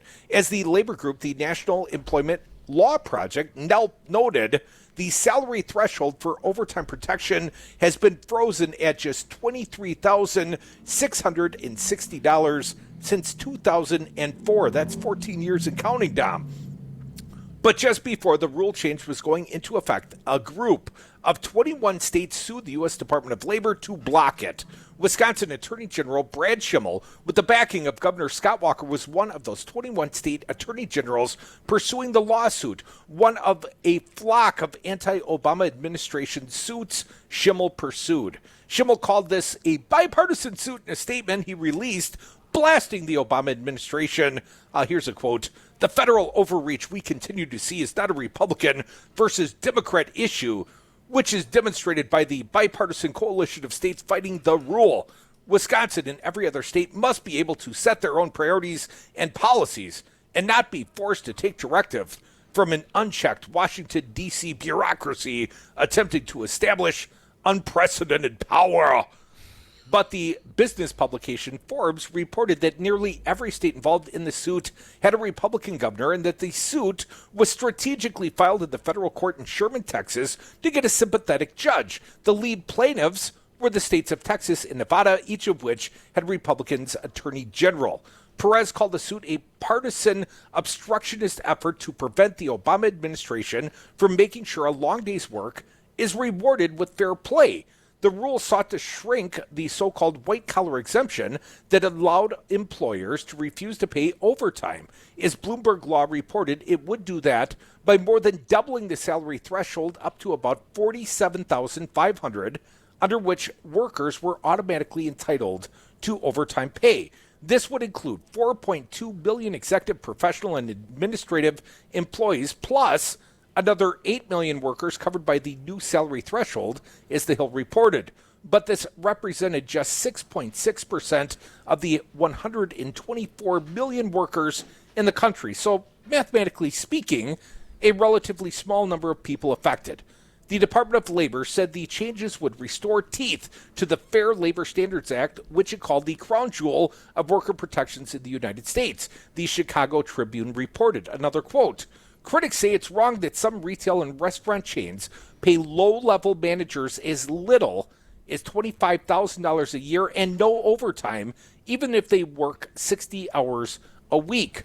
The rule was opposed by business groups, but also caused concerns from some states. Iowa, for example, estimated that the new overtime requirements would cost the state $19.1 million in payroll expenses for government and public university workers in the first year after the rule went into effect, as Bloomberg reported. Texas was a particularly attractive venue for the overtime challengers because federal judges in the state had recently been willing to pump the brakes on other Obama administration initiatives, Bloomberg reported. Another likely factor motivating the filing in the Texas Eastern District is the jurisdiction's reputation of moving cases quickly, earning the nickname Rocket Docket. Sure enough, the court acted in less than 2 months, releasing a ruling granting a nationwide preliminary injunction saying the Department of Labor's rules exceeded its authority as delegated by Congress. I'm incredibly happy the court agreed the rule should be put on hold, Schimmel declared in a statement calling it a victory against out-of-control federal bureaucracy. The injunction was also a gift to the newly elected President Trump, as the Tribune noted. With no new overtime changes kicking in December 1, Trump can accept the status quo and won't have to risk angering workers by walking back overtime benefits shortly after the employees start receiving them. But it was not good news for 12 million workers who would continue to be forced to work overtime without additional pay. In Wisconsin, a new study by the NALP Action Group found there are 165,000 workers who would have benefited, including 23,000 in Milwaukee County.